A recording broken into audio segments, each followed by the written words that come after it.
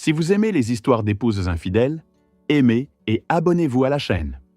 Mon nom est Gabriel Santos. J'ai 35 ans et je suis ingénieur en système au sein d'une entreprise de télécommunications située à Mérida, dans le Yucatan. Mon quotidien est souvent rythmé par les algorithmes et les réseaux complexes.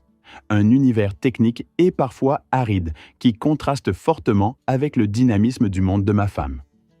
Je suis marié depuis 8 ans à Carolina, une femme magnifique de 33 ans qui occupe le poste de directrice des ventes dans une agence de voitures de luxe. Son travail est glamour, exigeant, et elle y excelle avec une énergie contagieuse. Nous n'avons pas d'enfants. Carolina répétait toujours, avec un sourire qui se voulait rassurant, mais qui laissait parfois transparaître une pointe d'ambition inébranlable. Pas encore, nous sommes concentrés sur nos carrières. Cette phrase, prononcée avec une régularité presque mécanique, résonnait en moi, parfois comme une promesse lointaine, d'autres fois comme un écho de nos aspirations partagées, mais toujours avec une pointe d'incertitude quant à l'avenir de notre foyer. Pendant les 6 premières années, notre mariage fut d'une solidité apparente, ou du moins, c'est ce que je croyais de tout mon être. Nous partions en voyage lointain, partagions des dîners romantiques éclairés à la bougie dans nos restaurants préférés, et échafaudions des plans d'avenir ambitieux, des rêves de maison et de projets communs. Tout semblait parfait, une toile idyllique tissée de complicité et de bonheur. Mais il y a 6 mois, une fissure imperceptible est apparue, puis s'est élargie. Quelque chose a changé, un glissement subtil mais persistant dans notre routine. Carolina a commencé à rentrer tard du travail, non pas 1, mais 2, puis 3 fois par semaine, toujours avec la même excuse, débitée d'une voix un peu trop pressée. Réunion avec des clients, clôture de vente. Tu sais comment c'est, Gabriel ? Au début, je hochais la tête, compréhensif, mais l'inquiétude a commencé à s'installer, sourde et lancinante. Puis, elle a commencé à protéger son téléphone avec une obsession grandissante. Elle le tenait comme un trésor jalousement gardé, le retournant face contre table dès que j'approchais, ou le glissant dans sa poche avec une rapidité suspecte. Une nouvelle combinaison de déverrouillage, qu'elle a refusé de partager, a scellé l'accès à son monde numérique. Les appels, autrefois pris sans gêne, se transformaient en murmures discrets dans une autre pièce, et les messages, une fois lus, disparaissaient de l'écran avec une efficacité déconcertante, comme s'ils n'avaient jamais existé. « Avec qui parles-tu » lui demandai-je, la voix empreinte d'une curiosité mêlée d'appréhension. « Avec des clients, Gabriel. C'est le travail. » « Pourquoi tant de messages à 11 heures du soir » insistai-je, le doute rongeant ma patience. « Parce que les clients VIP achètent des voitures à toute heure. Je ne peux pas les ignorer si je veux atteindre mes objectifs. » Cela sonnait logique, plausible même, mais mon instinct, cette petite voix intérieure, me criait que quelque chose n'allait pas, que cette explication n'était qu'une façade. Elle a également commencé à prendre davantage soin de son apparence. De nouvelles robes, aux coupes plus audacieuses, ont fait leur apparition dans sa garde-robe. Son maquillage est devenu plus élaboré, ses yeux soulignés avec une précision nouvelle, ses lèvres rehaussées d'une couleur plus intense. Et ce parfum, une fragrance coûteuse et sophistiquée que je ne lui avais jamais offerte, flottait désormais autour d'elle, étranger et enivrant. « Tu es magnifique », lui disais-je, sincèrement admiratif de cette transformation. « Merci. Je dois avoir l'air professionnel pour les clients. » Toujours les clients. Tout était pour les clients. Notre vie intime, quant à elle, s'est évaporée, comme une brume matinale sous le soleil. Les excuses étaient constantes, un répertoire bien rodé. « Je suis fatigué, j'ai mal à la tête. Demain, je te le promets. » Mais ce « demain » n'arrivait jamais, laissant derrière lui un vide grandissant, une distance émotionnelle qui me glaçait le cœur. Le 15 novembre 2024, la coupe était pleine. Je pris la décision, lourde de conséquences, d'enquêter. J'ai contacté un détective privé, Hector Ruiz, dont les services m'avaient été recommandés par un collègue ayant traversé une situation similaire et dont la douleur résonnait encore en moi. Le bureau d'Hector, sobre et discret, sentait le vieux papier et le café froid. « Monsieur Santos, que puis-je faire pour vous ?» demanda-t-il, son regard perçant et professionnel. J'ai exposé ma situation, ma voix trahissant une anxiété que je peinais à contenir. Ma femme agit étrangement. des retours tardifs, un téléphone protégé, une distance émotionnelle palpable. J'ai besoin de savoir s'il y a quelqu'un d'autre. Il hocha la tête, impassible. Je comprends. Je la suivrai pendant 2 semaines. Je documenterai tous ses mouvements et je vous ferai un rapport détaillé. Combien cela coûte-t-il ? Demandai-je, le cœur serré. 5 000 pesos par jour, plus les frais. Pour 2 semaines, nous parlerions d'un total de 70 à 80 000 pesos. C'était une somme considérable, une véritable fortune pour moi, mais j'avais désespérément besoin de la vérité, quelle qu'elle soit. « Allez-y », dis-je, la gorge nouée. Les jours qui suivirent furent une véritable agonie. Chaque fois que Carolina sortait, je me demandais si Hector la suivait, si chaque de ses gestes était documenté, si la vérité était en train de se révéler, implacable. Le premier rapport arriva le 4e jour, par email, un fichier PDF froid et impersonnel. « Monsieur Santos, votre épouse a quitté son travail. L'agence Premium Motors à 19h, comme vous l'aviez indiqué, mais elle n'est pas rentrée directement à la maison. Elle a conduit jusqu'au restaurant La Pigua. Là, elle a rencontré un homme. Description. Environ 40 ans. Costume de cadre coûteux, voiture Mercedes-Benz. Ils se sont étreints en se rencontrant. Ils ne se sont pas embrassés, mais le contact physique était intime, empreint d'une familiarité troublante. Ils ont dîné pendant 2 heures, dans une atmosphère visiblement détendue. Il a réglé l'addition. Ils se sont dit au revoir sur le parking par une étreinte prolongée. Photo jointe. Hector, les photos m'ont anéanti, me brisant en 1000 morceaux. Voir Carolina, mon épouse, rire de cette manière insouciante, se pencher avec une telle intimité vers cet homme, sa main effleurant la sienne sur la table, un sourire que je n'avais pas vu depuis des mois illuminant son visage.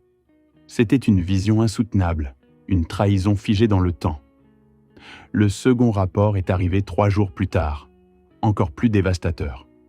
Monsieur Santos, votre épouse a de nouveau rencontré le même homme, cette fois au Café Montejo. La conversation semblait intense, ponctuée de nombreux contacts visuels, de regards complices. En sortant, ils ont marché ensemble jusqu'au parking. Il lui a ouvert la portière de sa voiture, pas la sienne. Ils sont montés ensemble, puis ont roulé jusqu'à l'hôtel Fiesta Americana. Ils y sont entrés ensemble. Ils ne sont pas ressortis pendant les 3 heures suivantes que j'ai attendues. Je suis désolé, monsieur Santos. Hôtel. Ma femme était allée à l'hôtel avec un autre homme. Une douleur physique, aiguë, me transperça, comme si mon cœur était arraché de ma poitrine, battant encore, mais déjà brisé. L'image de ma femme entrant dans un hôtel avec un autre homme, cette réalité crue, me submergeait, me coupait le souffle. Mais au-delà de la douleur, une détermination froide s'est installée. J'avais besoin de plus de preuves. Des preuves irréfutables, accablantes. Hector, je dois que vous continuiez. Je veux des dates, des heures, des lieux, tout documenté, sans la moindre faille. Au cours des 2 semaines suivantes, le schéma fut d'une constance glaçante, chaque rapport confirmant mes pires craintes. Lundi 18 novembre, hôtel Fiesta Americana, de 2 à 5 heures. Jeudi 21 novembre, hôtel Hyatt Regency, 3 heures. Lundi 25 novembre, hôtel Fiesta Americana, 2 heures. Vendredi 29 novembre, dîner au restaurant Rosa San Chocolate, suivi de l'hôtel Présidente, 4 heures. 4 rencontres dans des hôtels en seulement 2 semaines. Il n'y avait plus aucun doute possible. Carolina me trompait. Hector a également enquêté sur l'homme. Monsieur Santos, l'amant de votre épouse s'appelle Ricardo Campos, 42 ans. Il est propriétaire de 3 concessions automobiles à Mérida et Cancún, marié et père de 3 enfants. C'est le chef de votre épouse. Elle travaille dans l'une de ses agences. Je suis désolé, encore une fois. Son chef? Ma femme avait une liaison avec son chef, un homme marié. La rage me consuma, une fureur froide et implacable, mais elle fut rapidement tempérée par un calcul stratégique. Si je confrontais Carolina directement, elle nierait tout en bloc. Nous ne sommes que des collègues, des réunions de travail. Tu es paranoïaque. J'avais besoin que la vérité soit non seulement indéniable, mais irréfutable, dévastatrice. Et c'est alors que le plan parfait a germé dans mon esprit. Je ne la confronterai pas moi-même. Ce seraient ses parents qui la confronteraient. Don Alberto et Doña Marta, les parents de Carolina, étaient des personnes profondément religieuses et conservatrices. Ils avaient élevé Carolina avec des valeurs strictes concernant le mariage, la fidélité et la famille. Ils adoraient en leur fille, et leur déception serait une arme bien plus puissante que ma propre colère. Ils la considéraient comme l'incarnation parfaite de la femme accomplie et de l'épouse loyale, un pilier de leur famille, le reflet de leurs propres valeurs les plus chères. Que se passerait-il si cette image immaculée volait en éclats sous le poids d'une vérité qu'ils verraient de leurs propres yeux? Une vérité crue et indéniable, dévastatrice. Je sollicitais Hector pour un ultime service. J'ai besoin de connaître la date de leur prochaine rencontre, l'heure exacte, l'hôtel précis. Il n'osa pas demander pourquoi, mais son regard interrogateur traduisait sa curiosité. « Qu'allez-vous faire » semblait-il penser. Quelque chose, me dis-je, qu'elle n'oublierait jamais. Le 3 décembre, la confirmation d'Hector tomba, concise et directe. Le schéma de leur rendez-vous indique qu'ils se verront probablement demain, mercredi 4 décembre. C'est leur jour habituel. Je vous le confirmerai demain matin. Chaque mot résonnait avec une précision clinique, alimentant mon attente tendue. Le 4 décembre, à 17 heures précises, mon téléphone vibra. Le message d'Hector était là, la confirmation tant attendue, glaçante de certitude. Carolina a quitté le travail plus tôt que prévu. Elle se dirige vers l'hôtel Fiesta Americana. Ricardo est déjà dans le parking, il l'attend. Le sang se glaça dans mes veines, puis une poussée d'adrénaline me traversa. C'était le moment, l'instant précis où mon plan allait se mettre en œuvre, sans retour possible. Je pris le volant, le cœur battant la chamade, et roulai vers la maison de mes beaux-parents. J'arrivai à 17h30. Doña Marta m'accueillit à la porte, son sourire habituel se figeant devant mon expression grave. « Gabriel, quelle surprise !» dit-elle. Don Alberto apparut derrière elle. « Tout va bien, Don Alberto, Doña Marta » dis-je, ma voix ferme. « J'ai besoin que vous veniez avec moi, de toute urgence. » La larme se peignit sur leur visage. « Que s'est-il passé, Carolina? Est-ce qu'elle va bien ?» demanda Don Alberto, inquiet, tandis que Doña Marta posait une main anxieuse sur ma manche. « Carolina est dans une situation délicate, » répondis-je, choisissant mes mots avec soin. « J'ai besoin que vous le constatiez de vos propres yeux. Vous ne me croiriez pas si je me contentais de vous raconter où elle se trouve. Suivez-moi, s'il vous plaît. Faites-moi confiance. » Mon ton était si... 4 mois d'hôtel et de mensonges, c'est bien de cela que tu parles? Ma voix était un murmure froid, chargé de tout le poids de ma colère et de ma déception. Carolina me regarda, les larmes coulant sans retenue sur son visage ravagé. Ses yeux étaient rouges et gonflés. Son peignoir de bain, qu'elle avait enfilé à la hâte, semblait trop grand pour elle, accentuant sa vulnérabilité. « Gabriel, je suis désolé. Je suis tellement désolé. » Sa voix était un sanglot étouffé, à peine audible. « Tu es désolé ou tu es désolé d'avoir été prise ?» La question claqua dans le silence de la pièce, aussi tranchante qu'une lame. Elle hésita, son regard fuyant le mien. « Les deux choses. Mais je t'aime vraiment. » Un rire amer m'échappa. « Si tu m'aimais, tu ne serais pas ici, dans cette chambre d'hôtel, avec lui. » Ricardo, qui avait terminé de se vêtir à la hâte, boutonnant sa chemise avec des gestes nerveux, se dirigea vers la porte. L'air dans la pièce était lourd, presque irrespirable. Carolina, dans un élan désespéré, le saisit par le bras, ses doigts s'agrippant à son tissu. « Ricardo, s'il te plaît, ne me laisse pas seul face à ça. » Son ton était une supplication déchirante. Il se dégagea d'un mouvement sec, son expression fermée. « Carolina, c'était une erreur, une énorme erreur. Ma femme, mes enfants. Je ne peux pas tout perdre pour ça. » Il évitait son regard, le sien balayant la pièce comme s'il cherchait une échappatoire. « Et moi, qu'est-ce que je deviens ?» demanda-t-elle, la voix brisée. « Tu as ta famille, moi, je dois protéger la mienne. » Et il partit, simplement, sans un regard en arrière, laissant derrière lui une Carolina effondrée, en peignoir, pleurant, exposée et humiliée devant ses parents et son mari. Le claquement sec de la porte résonna comme un coup de fusil. Don Alberto s'assit lourdement sur une chaise, le visage enfoui dans ses mains, le poids de la honte et de la déception visible sur ses épaules. « Nous t'avons élevé mieux que ça, Carolina.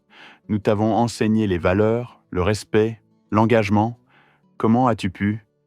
Sa voix était rauque, empreinte d'une douleur profonde. « Papa, je n'ai pas planifié que ça arrive, c'est juste arrivé. » Elle leva les yeux vers lui, cherchant une once de compréhension. « Les choses n'arrivent pas juste, » dit Doña Marta, sa voix habituellement douce, maintenant brisée et ferme. « Tu as pris des décisions chaque jour, chaque mensonge, chaque fois que tu as quitté cette maison en disant que tu allais travailler.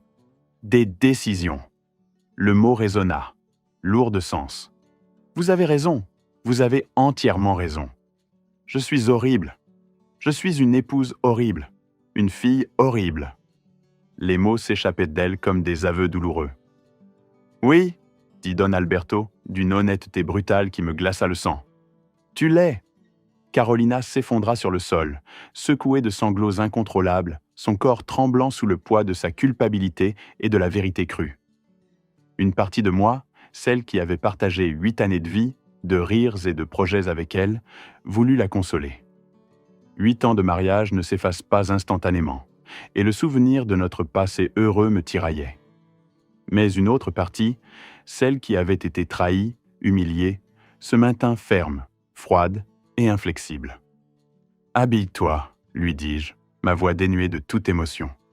Avec dignité au moins. » Elle se releva, chancelante, et se dirigea vers la salle de bain, ses pas lourds et incertains. La porte se referma derrière elle, et nous entendîmes ses sanglots étouffés à travers la mince cloison de la chambre d'hôtel. Don Alberto me regarda, ses yeux fatigués cherchant les miens. « Depuis combien de temps savais-tu » Sa question était directe, sans détour. « Des soupçons depuis des mois, » répondis-je, ma voix calme et mesurée. « Des preuves concrètes depuis 2 semaines. J'ai engagé un détective privé. » Il hocha lentement la tête. « Pourquoi nous as-tu amenés ici ? Pourquoi ne pas l'avoir simplement confronté toi-même » Je pris une profonde inspiration. Parce que si je l'avais confrontée seule, elle aurait nié. Elle aurait dit que j'étais paranoïaque, que les photos étaient sorties de leur contexte. Mais si vous la voyez, si ses propres parents étaient témoins, elle ne pourrait rien nier. Don Alberto resta silencieux un instant, puis dit, d'un ton que je ne pus déchiffrer, un mélange de respect et de réprobation. « C'est stratégique. C'est aussi cruel, admis-je, le regard fixé sur la porte de la salle de bain. Mais elle a été cruelle la première, pendant des mois. » Doña Marta, le visage marqué par la douleur, rompit le silence. « Qu'est-ce que tu vas faire maintenant ?»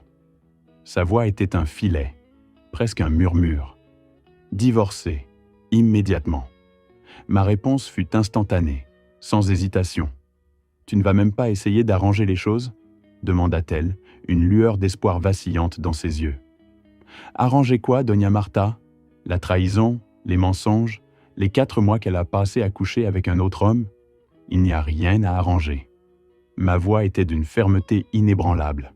« Mais c'est ta femme. » Elle a cessé d'être ma femme la première fois qu'elle a couché avec lui. Carolina sortit de la salle de bain, vêtue, mais son maquillage avait coulé. Ses yeux étaient encore plus rouges et son visage portait les stigmates d'une dévastation totale. Elle me regarda, les mains jointes en une supplication silencieuse. « Gabriel, s'il te plaît, nous pouvons aller en thérapie, travailler sur ça. Je vais tout arrêter avec Ricardo, je te le jure. » Je la regardai, un vide immense en moi. « C'est déjà terminé avec Ricardo, tu l'as vu ? Il t'a abandonné en 30 secondes quand les choses sont devenues difficiles. Mais cela ne signifie pas que toi et moi avons un avenir. » Elle s'approcha, les larmes coulant à nouveau. « S'il te plaît, ne fais pas ça. Je t'aime. Tu m'aimes si peu que tu as passé 4 mois à te rendre dans des hôtels avec ton patron. » rétorquai-je, la voix toujours aussi plate. « C'était une erreur, une terrible erreur. Mais je peux changer. Je ne veux pas que tu changes. Je veux que tu partes. » Le choc se peignit sur son visage. Où vais-je aller ? Chez tes parents ou à un hôtel ou à l'appartement de Ricardo ? Sa question était pleine de désarroi. Peu importe. Mais tu ne reviens pas dans notre maison, Gabriel. C'est fini. Je la regardai droit dans les yeux. Carolina, il n'y a pas de retour en arrière possible. Don Alberto se leva, sa stature imposante remplissant la pièce. Son visage était grave, son autorité incontestable. Carolina, tu iras chez nous cette nuit. Demain, nous parlerons de la suite. Papa, commença-t-elle, mais il la coupa net. Ce n'est pas négociable. Tu as fait honte à ta famille. Tu as détruit ton mariage. Maintenant, tu feras face aux conséquences. Nous sortîmes de cette chambre d'hôtel comme une procession funèbre. Carolina pleurait silencieusement. Doña Marta sanglotait. Don Alberto marchait en silence, le visage furieux. Et moi, je me sentais vide. Je ne ressentais aucune victoire, aucune satisfaction, juste un vide abyssal, une absence totale d'émotion. L'air du couloir semblait peser sur nos épaules, et le silence était assourdissant, brisé seulement par les sanglots. Dans le parking souterrain, l'air était frais et l'éclairage tamisé. Avant de nous séparer, Don Alberto posa une main sur mon épaule, un geste rare de sa part. « Tu as fait ce qu'il fallait en nous amenant. Nous avions besoin de voir qui est vraiment notre fille. » Je baissai les yeux. « Je suis désolé de vous avoir mêlé à ça. » Sa poigne se resserra légèrement. « Ne t'excuse pas. C'est elle qui a causé tout ça, pas toi. » Je rentrai seul en voiture. La maison que j'avais partagée avec Carolina pendant 8 ans ne se sentait plus comme un foyer. Elle ressemblait à un musée d'un mariage mort. Chaque objet, chaque recoin, un rappel douloureux de ce qui avait été et de ce qui n'était plus. Cette nuit-là, je ne dormis pas. Je restais éveillé, fixant le plafond, repassant chaque détail, chaque mot, chaque trahison. Quand exactement cela avait-il commencé? Qu'avais-je dit ou fait, ou pas dit ou pas fait? Qui l'avait poussé dans les bras d'un autre homme? Ou peut-être n'était-ce rien de ce que j'avais fait? Peut-être avait-elle simplement cessé de m'aimer et avait-elle été trop lâche pour le dire? Mon téléphone explosa de messages de Carolina. L'écran s'allumait sans cesse dans l'obscurité de la chambre. « S'il te plaît, Gabriel, parlons. Je t'aime, toi seul. » Ricardo n'a rien signifié. C'était une échappatoire au stress du travail. Rien de plus. « S'il te plaît, ne me quitte pas. Je ferai n'importe quoi. Nous pouvons aller en thérapie, travailler sur ça. Je ne peux pas te perdre. Tu es tout pour moi. » Chaque message me faisait plus mal que le précédent, car une partie de moi, celle qui l'avait aimée pendant 8 ans, voulait la croire. Mais la partie rationnelle savait que ce n'était que des mots vides, le regret d'avoir été prise, et non le regret d'avoir trahi. Je ne répondis à aucun message. À 6 heures du matin, Don Alberto m'appela. « Gabriel, nous devons parler. Peux-tu venir prendre le petit déjeuner ?»« Bien sûr, » répondis-je, ma voix encore lourde de fatigue. J'arrivais à 7 heures. Doña Marta avait préparé des chilaquiles, mon petit déjeuner préféré. Un geste de gentillesse silencieuse au milieu du chaos, une tentative de réconfort dans la tempête. Carolina était restée dans son ancienne chambre, elle n'était pas descendue pour le petit déjeuner. La table, dressée avec soin par Doña Marta, semblait étrangement vide sans sa présence habituelle. Les chilaquiles, d'habitude si réconfortants, avaient un goût amer ce matin-là. « Comment va-t-elle » demandai-je, une question qui me brûlait les lèvres et que je me détestais d'avoir posée, haïssant cette part de moi qui continuait de se soucier. Doña Marta, le visage marqué par une nuit sans sommeil, posa sa tasse de café avec un soupir lourd. « Détruite », répondit-elle d'une voix rauque. « Elle a pleuré toute la nuit. Elle n'a rien mangé. » Un bien glacial s'échappa de mes lèvres, un son que je ne me reconnaissais presque pas, mais qui traduisait parfaitement la glace qui s'était formée en moi. Maintenant, elle sait ce que j'ai ressenti pendant ces longs mois, ajoutai-je, le regard perdu dans le vide, la rancœur palpable dans chaque syllabe. Don Alberto, qui avait écouté en silence, posa sa main sur la table, comme pour ancrer la conversation.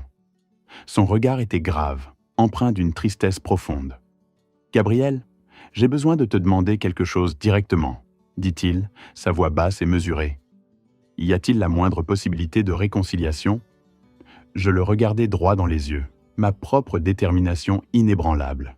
« Non, Don Alberto, je n'y songerai même pas. » Je pris une profonde inspiration, essayant de contenir la colère qui menaçait de déborder. Avec tout le respect que je vous dois, votre fille a couché avec un autre homme pendant 4 mois.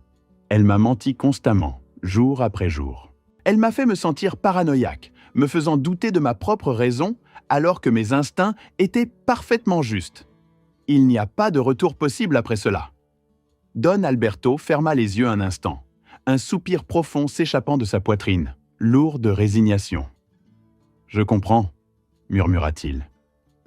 J'avais juste besoin de confirmation, car Carolina continue de supplier que tu lui donnes une chance. Une chance ? Le mot résonna dans mon esprit comme une moquerie cruelle. La chance s'est envolée la première fois qu'elle est entrée dans un hôtel avec Ricardo, rétorquai-je, ma voix dénuée de toute émotion. Que vas-tu faire légalement ? Demanda Don Alberto, passant à des considérations plus pratiques, comme pour échapper à la douleur émotionnelle.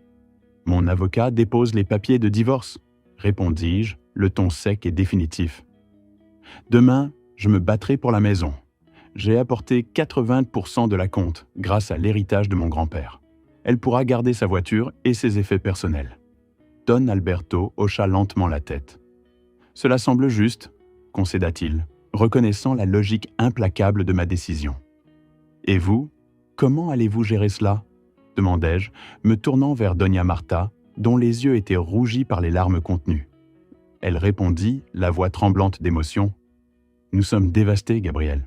Carolina est notre unique fille. Nous l'avons élevée dans l'Église, avec des valeurs chrétiennes. Nous n'aurions jamais imaginé qu'elle serait capable de cela. » Une question silencieuse flottait dans l'air. Allait-il lui tourner le dos ? Don Alberto répondit fermement, sa voix retrouvant une autorité inébranlable. « Non, c'est notre fille, mais nous n'allons pas non plus valider ses décisions. Elle doit faire face aux conséquences. Elle doit comprendre qu'elle a détruit quelque chose de beau pour quelque chose de temporaire. » Il me regarda, un signe de respect et de compréhension. Merci de comprendre, Gabriel. » Il y eut un bref silence, puis Don Alberto aborda un autre sujet, le regard un peu plus dur. « Une dernière chose, Ricardo Campos. Qu'en est-il de lui ? » La mention de son nom fit bouillir mon sang. « Sa femme mérite de savoir tout comme tu méritais de savoir, » continua-t-il. Il avait raison. Nous avons ces informations. Carolina nous a donné son adresse hier, quand nous lui avons demandé, expliqua-t-il. Il vit à Altabrissa, une grande maison, une famille parfaite. Il marqua une pause. Nous n'allons pas lui dire nous-mêmes, mais nous pensons que tu devrais le faire. L'idée était tentante, terriblement tentante. Détruire le monde parfait de Ricardo, tout comme il avait détruit le mien. La vengeance me chatouillait l'esprit. Je vais y réfléchir, dis-je, la voix neutre, mais l'idée avait déjà commencé à germer. Cet après-midi-là, je me plongeais dans une recherche méthodique sur Ricardo Campos. Ce ne fut pas difficile. Il était une figure publique dans les cercles d'affaires du Yucatan, son nom apparaissant fréquemment dans les articles économiques et les galas de charité. Ricardo Campos, 42 ans, marié à Paola Campos, née Castillo. 3 enfants, Ricardo Junior, 15 ans, Daniela, 12 ans, et Sofia, 8 ans. Son profil Facebook était écœurant de perfection. Des photos de famille idylliques, des légendes mielleuses comme « béni par ma magnifique famille » ou « le vrai succès, c'est l'amour à la maison ». Tout n'était que mensonge, une façade brillante cachant une pourriture profonde. Je trouvai le numéro de téléphone de Paola via un contact mutuel, une connaissance lointaine. Mon doigt hésita au-dessus de l'écran, mon cœur battant la chamade. Je composais avant de pouvoir me raviser, avant que le doute ou la pitié ne s'installe. La sonnerie résonna, chaque bip amplifiant la tension. « Allô, Madame Paola Campos ?» La voix à l'autre bout était polie, légèrement curieuse. « Oui, c'est moi. Qui est à l'appareil ?»« Mon nom est Gabriel Santos. Vous ne me connaissez pas, mais j'ai besoin de vous parler de votre mari, Ricardo. » Un silence tendu. « Que se passe-t-il avec Ricardo ? Est-ce qu'il va bien ?» Son ton trahissait une pointe d'inquiétude. « Physiquement, il va bien. Moralement, nous devons en parler en personne. » Le silence s'épaissit, lourd de pressentiments. « De quoi s'agit-il » demanda-t-elle, sa voix plus ferme, plus exigeante. « Madame Campos, votre mari a une liaison avec ma femme depuis 4 mois. » Le silence qui suivit fut absolu. Un vide sidéral où seul le bourdonnement lointain de la ligne téléphonique semblait exister. Puis, une explosion. « Allô? Comment osez-vous m'appeler et dire une chose pareille ?» Sa voix était un mélange d'incrédulité et de fureur. « Parce que c'est la vérité et j'ai des preuves, » répondis-je calmement, ma propre colère contenue, glaciale. Des photos, des vidéos, des rapports d'enquêteurs privés, des dates, des heures, des noms d'hôtels, tout. « Je ne vous crois pas! Ricardo ne ferait jamais ça !» s'écria-t-elle, sa voix montant d'un cran. « C'est exactement ce que je pensais de ma femme, jusqu'à ce que je voie les preuves de mes propres yeux, » rétorquai-je, une pointe d'amertume dans la voix. « Si c'est une forme d'extorsion, je ne veux pas d'argent. Je veux que vous sachiez la vérité. Vous méritez de savoir. » Un nouveau silence, plus long cette fois, rempli d'une lutte intérieure. « Où puis-je voir ces preuves ?» demanda-t-elle finalement, sa voix à peine un murmure. « Puis-je venir chez vous dans 1 heure ?»« Non, Ricardo rentre vers 19 heures. Retrouvons-nous au Café Organico dans 30 minutes. J'y serai. » J'arrivai au Café Organico, un établissement discret aux lumières tamisées et à l'odeur de café torréfié, le dossier rempli de preuves que m'avait fourni Hector serré contre moi. Photos, rapports détaillés, relevés. Tout y était. Paola Campos était déjà là, assise à une petite table dans un coin, son regard balayant l'entrée avec une impatience à peine dissimulée. C'était une femme élégante d'environ 40 ans, d'une beauté soignée, visiblement habituée à une vie confortable. Ses cheveux impeccablement coiffés, ses vêtements coûteux, son port altier. Elle n'avait aucune idée de la bombe qui était sur le point d'exploser dans sa vie. « Madame Campos ?» dis-je en m'approchant. Elle ne répondit pas par une salutation, son regard fixé sur le dossier dans mes mains. « Montrez-moi » dit-elle, sa voix tendue, sans préambule, juste l'urgence brûlante de savoir. Je lui tendis le dossier. Elle l'ouvrit, ses doigts tremblant légèrement, et commença à feuilleter les pages. Photo après photo, son visage passa de l'incrédulité totale à un choc profond, puis à une fureur glaciale. Ses lèvres fines se serrèrent, ses yeux s'assombrirent. « Ce salaud !» murmura-t-elle, le mot à peine audible, chargé d'une haine sourde. « Ce maudit salaud, je suis désolé. » Elle leva les yeux vers moi, son regard empli d'une douleur partagée. « Combien de temps ?»« 4 mois, à ma connaissance. »« Possiblement plus, » répondis-je. « Et ma femme, je l'ai confrontée hier, avec ses parents présents, à l'hôtel même. » Ses yeux s'écarquillèrent, une étincelle sombre d'admiration traversant son choc. « Vous avez emmené vos beaux-parents ?» dit-elle, un rire amer s'échappant de ses lèvres. « Oui, c'est brillant, cruel, mais brillant. J'avais besoin que ce soit indéniable, expliquai-je. Que va-t-elle faire maintenant ? Divorcer. Je dépose les papiers demain. Elle hocha la tête, sa mâchoire se serrant. Moi aussi. Et je vais tout garder. La maison, les voitures, les agences, tout. Ce fils de pute va payer. Un accord tacite passa entre nous. Bien, dis-je simplement. Nous restâmes assis en silence, 2 étrangers unis par la trahison, le poids de nos mondes brisés flottant entre nous. Le bruit des tasses et des conversations autour de nous semblait lointain, irréel. « Merci de m'avoir dit, » dit-elle finalement, sa voix plus douce, presque fragile. « Je sais que ce n'était pas facile. Vous méritiez de savoir, tout comme je méritais de savoir. »« Comment vous sentez-vous » lui demandai-je, la curiosité teintée de compassion. « Vide, trahi, en colère, tout à la fois, » répondit-elle, son regard lointain. « Moi aussi, » avouai-je, mais aussi soulagé de connaître enfin la vérité. Elle me regarda, un léger hochement de tête. « Exactement. » Cette nuit-là, alors que je rentrais chez moi, le moteur de ma voiture ronronnant doucement dans l'obscurité, mon téléphone sonna. Un numéro inconnu. Une vague d'appréhension me traversa. Je répondis « Allô, Gabriel Santos ?»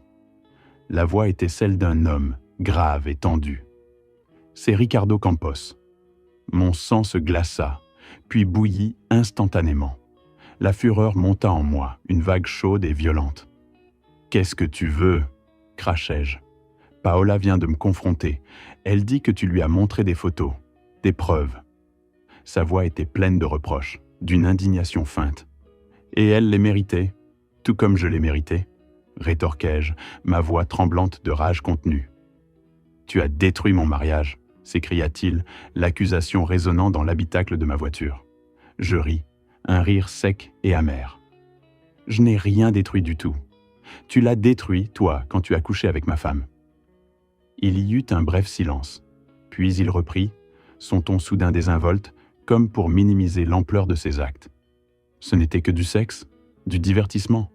Ça ne signifiait rien. La lâcheté de ces mots me frappa de plein fouet.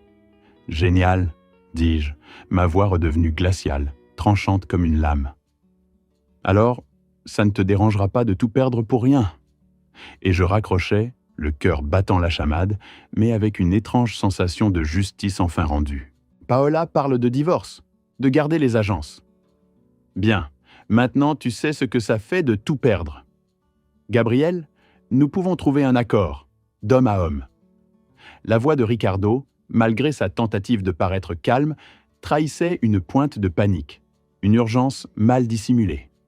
Il n'y a pas d'accord, rétorquai-je, ma propre voix empreinte d'une froideur que je ne me connaissais pas. Il y a des conséquences. Profitant. Sans attendre de réponse, je coupais la communication. Le clic sec du téléphone résonna dans l'habitacle silencieux de ma voiture, un son définitif. Et pour la première fois depuis des mois, depuis le début de ce cauchemar, je sentis un léger frisson parcourir mon échine, une satisfaction inattendue. Un sourire, infime, presque imperceptible, étira mes lèvres. Ce n'était qu'une petite inflexion, mais c'était un sourire, enfin, car la justice, cette entité si longtemps insaisissable, commençait à se manifester, à prendre forme. Mon avocat, Javier Montes, un homme à l'allure posée et au regard aiguisé, déposa les papiers de divorce le 6 décembre. Nous étions assis dans son bureau au mur lambrissé, l'odeur du cuir et du vieux papier flottant dans l'air.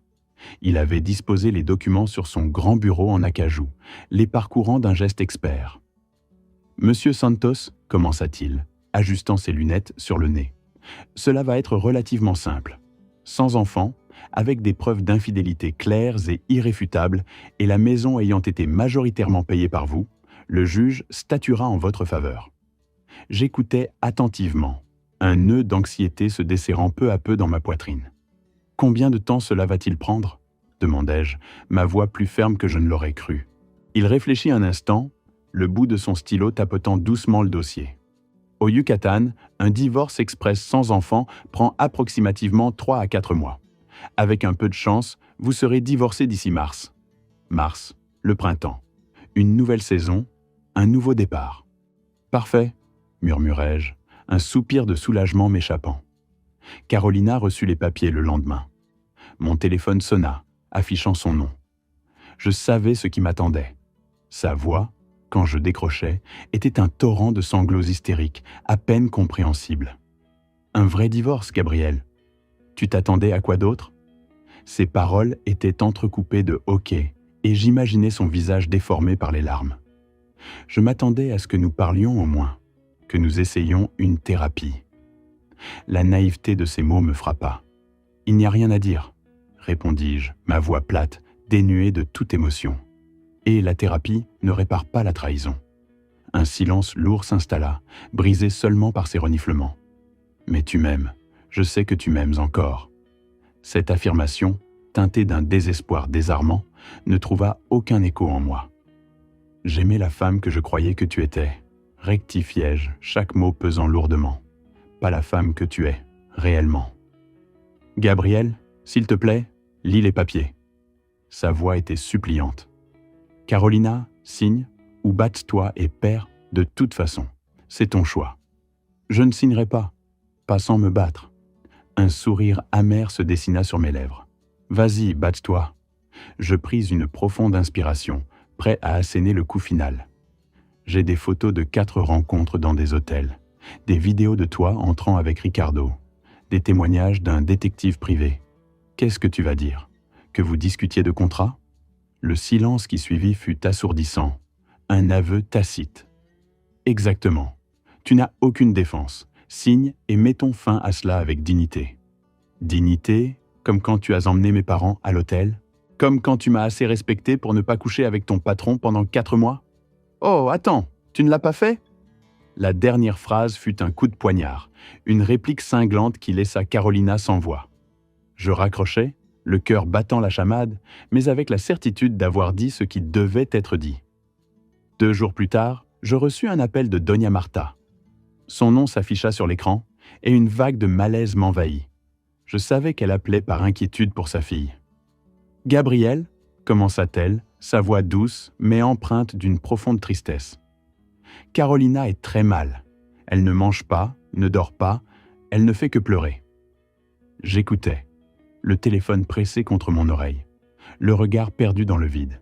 « Je suis désolé pour elle, Doña Marta, mais cela ne change rien à la situation. »« Je sais, » répondit-elle d'un soupir résigné. « J'ai juste pensé que vous deviez le savoir. » Un silence s'installa, lourd de non-dits.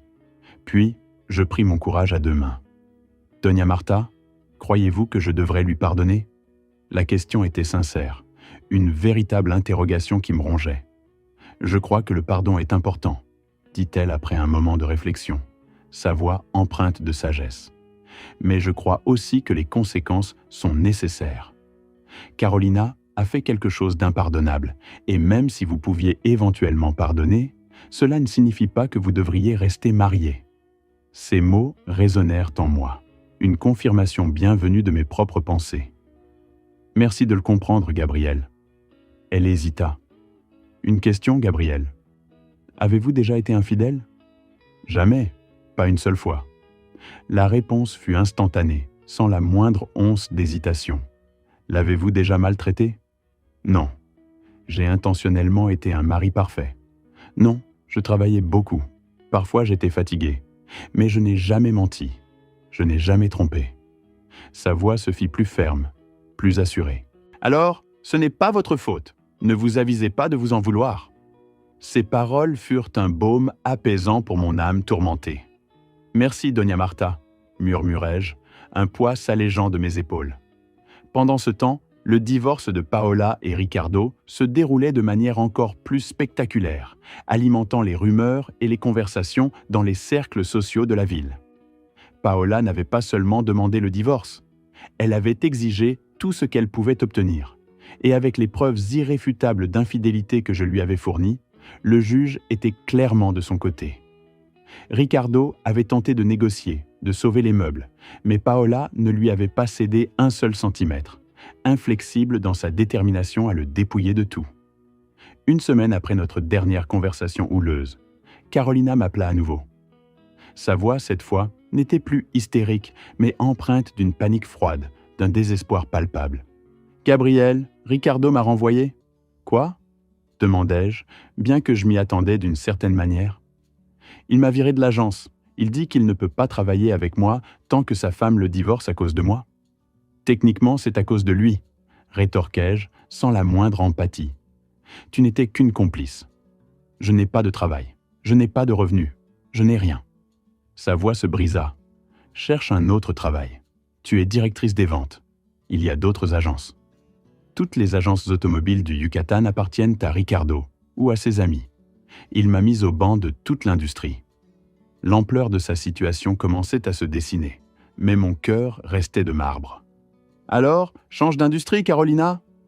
Elle implora, sa voix se transformant en un filet suppliant. « Gabrielle, s'il te plaît, j'ai besoin d'aide, au moins jusqu'à ce que je me stabilise. Non, non, ce n'est pas ma responsabilité de t'aider. Tu as créé ce désastre. À toi de le nettoyer. Nous sommes encore légalement mariés. Tu as l'obligation de... » « Je n'ai aucune obligation de quoi que ce soit. » La coupai-je sèchement. « Le juge décidera d'une pension, si tant est qu'il y en ait une. D'ici là, débrouille-toi seul. » Je raccrochai, le geste ferme. Cela sonnait cruel. Et peut-être l'était-ce, mais j'avais dépensé suffisamment d'énergie à prendre soin de Carolina. Il était temps de prendre soin de moi. En janvier, 2 mois après l'épisode de l'hôtel, la situation avait complètement dégénéré pour tous les protagonistes. Paola avait obtenu une ordonnance temporaire lui donnant le contrôle total des 3 agences automobiles, une victoire éclatante qui laissait Ricardo désemparé. Ce dernier vivait désormais dans un petit appartement, luttant désespérément pour obtenir un droit de visite à ses enfants, son empire s'effritant sous ses yeux. Carolina, quant à elle, était retournée vivre chez ses parents, contrainte de travailler à temps partiel dans un magasin de vêtements pour joindre les 2 bouts, son ancienne vie de luxe n'étant plus qu'un lointain souvenir. Et moi, je suivais une thérapie 2 fois par semaine avec le docteur Ramos, un psychologue au regard bienveillant et à l'écoute attentive. Son cabinet était un havre de paix, avec des fauteuils confortables et une lumière tamisée, propice à l'introspection. « Gabriel, comment vous sentez-vous par rapport à tout ce qui s'est passé ?»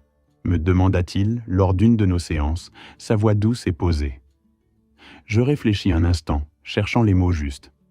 Trahi, évidemment, profondément trahi, mais aussi libéré. Le docteur Ramos hocha la tête, m'invitant à poursuivre. Libéré ? Oui, les derniers 6 mois avec Carolina ont été misérables. Cette distance constante, ces mensonges que je sentais sans pouvoir les nommer. Je savais que quelque chose n'allait pas, mais je ne savais pas quoi. Maintenant, je sais. Et je peux avancer ? Avez-vous des regrets sur la façon dont vous avez géré la confrontation ? Vous parlez d'avoir emmené ses parents ? Oui.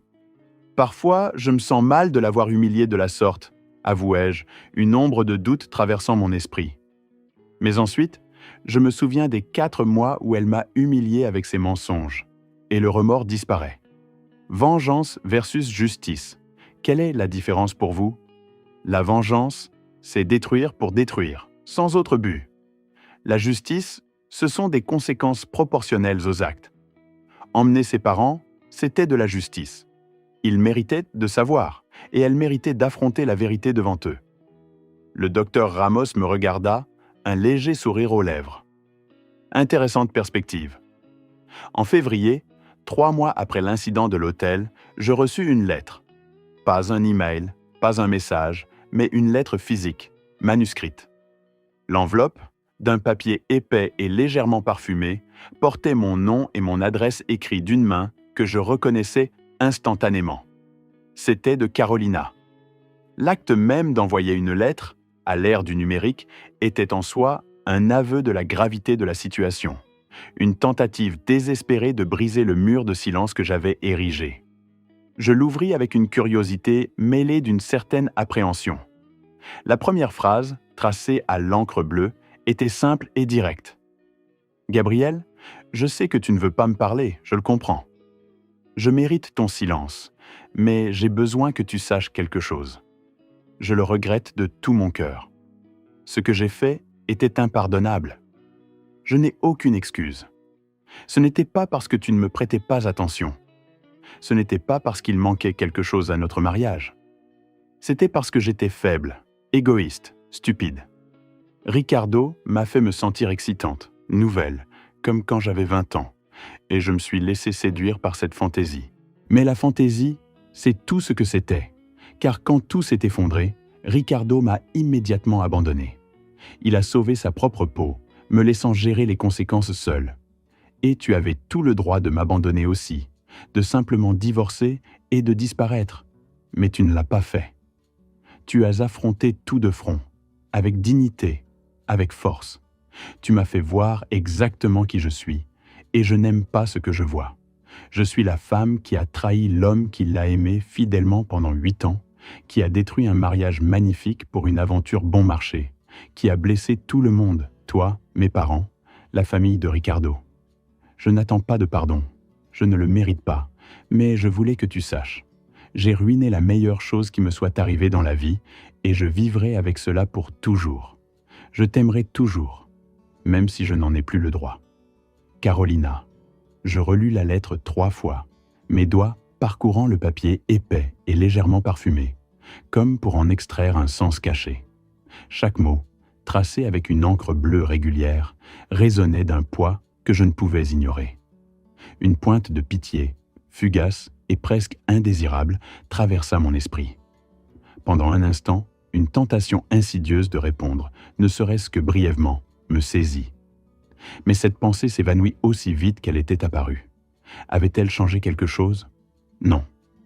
Mon regard se posa sur l'enveloppe, puis sur le contenu, et je sentis une résolution froide s'installer.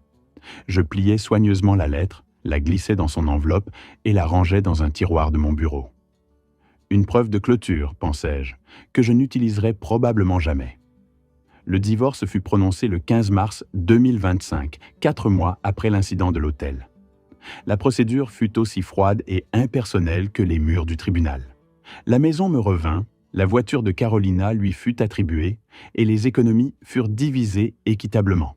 Ce n'était pas une fortune et aucune pension alimentaire ne fut accordée, car nous avions tous deux la capacité de travailler. Nous sortîmes du palais de justice, officiellement divorcés, sous un ciel gris qui semblait refléter l'ambiance. Carolina tenta de me parler à l'extérieur, sa voix hésitante, presque suppliante. « Gabriel ? Adieu, Carolina. » « C'est tout ? 8 ans et juste un adieu ?» Ses yeux, que j'avais tant aimés, étaient embués. « Que veux-tu que je dise de plus ?» Ma voix était plate, dénuée de toute émotion. « Je ne sais pas, quelque chose, n'importe quoi ?» D'accord, alors voilà.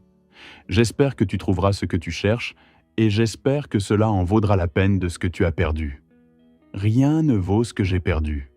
Rien. Le désespoir dans sa voix était palpable, mais mon cœur restait de marbre. Alors tu as appris une leçon coûteuse. Utilise-la sagement. Je me détournai et marchai vers ma voiture sans un regard en arrière. Enfin, 4 mois et 11 jours après avoir suivi ma femme infidèle dans un hôtel, j'étais libre. Le poids d'une relation brisée et d'une trahison profonde s'était levé de mes épaules, laissant derrière lui un vide étrange, mais aussi la promesse d'un nouveau départ. Les mois suivants furent consacrés à une reconstruction méthodique et délibérée. D'abord, je redessinai la maison, mon sanctuaire personnel. Tout ce qui me rappelait Carolina, les photos encadrées de nos voyages, les décorations qu'elle avait choisies avec tant de soin, les meubles que nous avions partagés, fut retiré, vendu ou donné. Je voulais un espace qui me soit propre, une toile vierge pour un nouveau chapitre. Ce fut un nouveau commencement, littéralement, pièce par pièce. Ensuite, je me concentrai sur mon travail avec une intensité renouvelée. Je décrochai une promotion au poste de chef de projet, ce qui signifiait plus de responsabilités, un salaire plus élevé et un sens du but plus profond. Le travail devint une ancre, une source de satisfaction tangible. Troisièmement, je repris des hobbies abandonnés depuis longtemps. Le cyclisme, la photographie, la cuisine. Des activités que j'avais mises de côté parce que Carolina n'y trouvait aucun intérêt. Les redécouvrir fut comme retrouver de vieux amis, des morceaux de moi-même que j'avais oubliés. En juin, 6 mois après l'incident de l'hôtel, un ami, David, m'invita à sortir. « Frère, il est temps. Tu as besoin de socialiser, de rencontrer de nouvelles personnes. » Je ne suis pas prêt à sortir. Je pensais au rendez-vous galant, à la complexité des relations. Je n'ai pas dit sortir en couple. J'ai dit socialiser.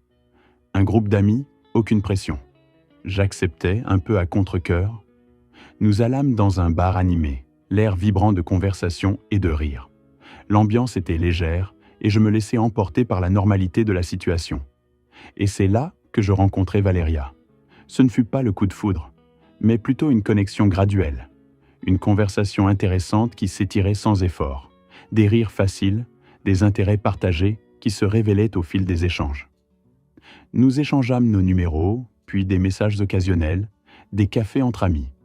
Elle savait que je sortais d'un divorce récent et elle ne fit aucune pression. « Quand tu seras prêt, fais-le-moi savoir », dit-elle un jour, son regard franc et compréhensif. Ce simple manque de pression fut incroyablement rafraîchissant, une bouffée d'air pur après des années de complexité. En août, je me sentis enfin prêt. Je l'invitai à dîner, un vrai rendez-vous. « Tu es sûr ?» demanda-t-elle, une légère hésitation dans la voix. « Oui, je suis prêt à essayer à nouveau. » Le dîner fut parfait. La conversation coula naturellement, sans silence gênant, sans la moindre comparaison avec Carolina. Valéria était différente en tout point. Ingénieure civile, elle était pratique, directe, sans jeu ni subterfuge. Sa clarté d'esprit et son honnêteté étaient une encre. « Que s'est-il passé dans ton mariage ?» demanda-t-elle lors de notre 3e rendez-vous, son regard posé sur moi avec une curiosité sincère. Je pris une profonde inspiration. Mon ex a eu une aventure avec son patron pendant 4 mois. Je l'ai surprise. Je l'ai confrontée devant ses parents et j'ai divorcé. Waouh, c'est intense. Sa réaction était empreinte d'une empathie non feinte.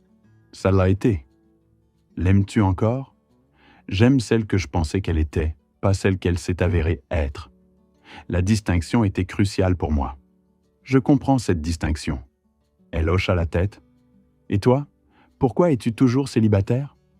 Parce que je ne me contente pas. Je préfère être seul qu'avec la mauvaise personne. Sage parole. Avec Valéria, j'appris que toutes les femmes ne mentent pas, ne trompent pas, ne brisent pas la confiance. Certaines sont honnêtes, loyales, réelles. En octobre, Carolina m'envoya un message. Mon téléphone vibra, affichant son nom, ce qui me surprit. « Gabriel, j'ai entendu dire que tu sortais avec quelqu'un.